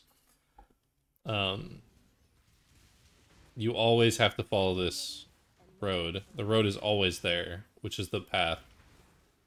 And then sometimes I wonder if I had to cross the river to get here, and then sometimes you won't cross the river. Obviously he wasn't talking about Riverways, he was talking about the entrance map, but I wonder if like the road will always be there. Like maybe I won't cross this river, but as long as the road is there for me to follow, or there's like when you get to the checkpoint, there's these two like little I don't know, cement thing, like pillars, stakes that you know to go this way, little like trail.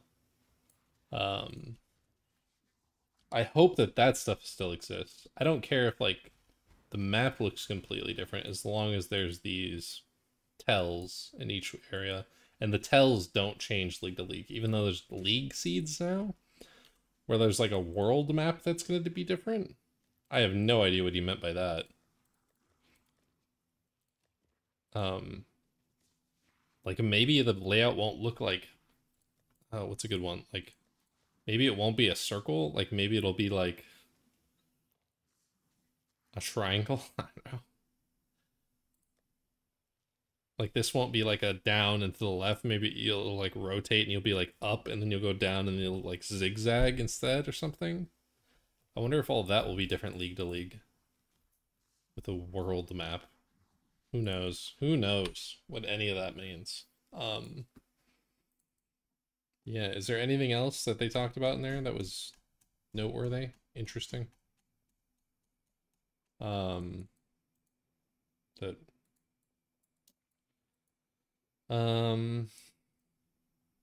oh yeah, like if you don't kill like a rare boss or like one of their instance bosses, it gets moved to the next instance, so you can kill it again there if you missed it the first time. Did you get the loot? That's kind of weird.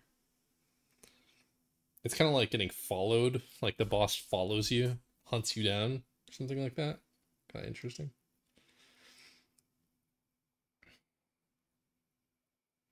World maps currently have topography, so I'm thinking that they establish sites on the map, but key encounters and location sites. Yeah, but like the pathways or the roads in between them are all messed up or something, so we get there in different ways or something each league.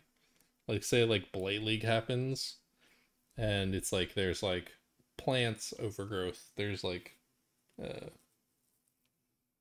don't know, and maybe it's like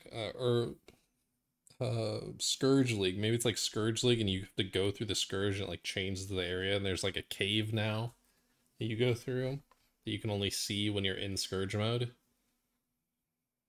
Yeah. Or maybe it'll be like, maybe Dominus won't be in his tower. Maybe when you go to Act 3, Dominus will be like down in the sewers hiding or some shit, and like his arena will be in like a totally different area.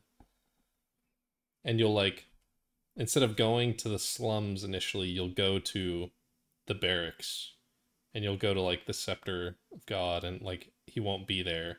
And then you'll go to like Gardens, and then you'll go to like Marketplace, and he's like in like a completely different area.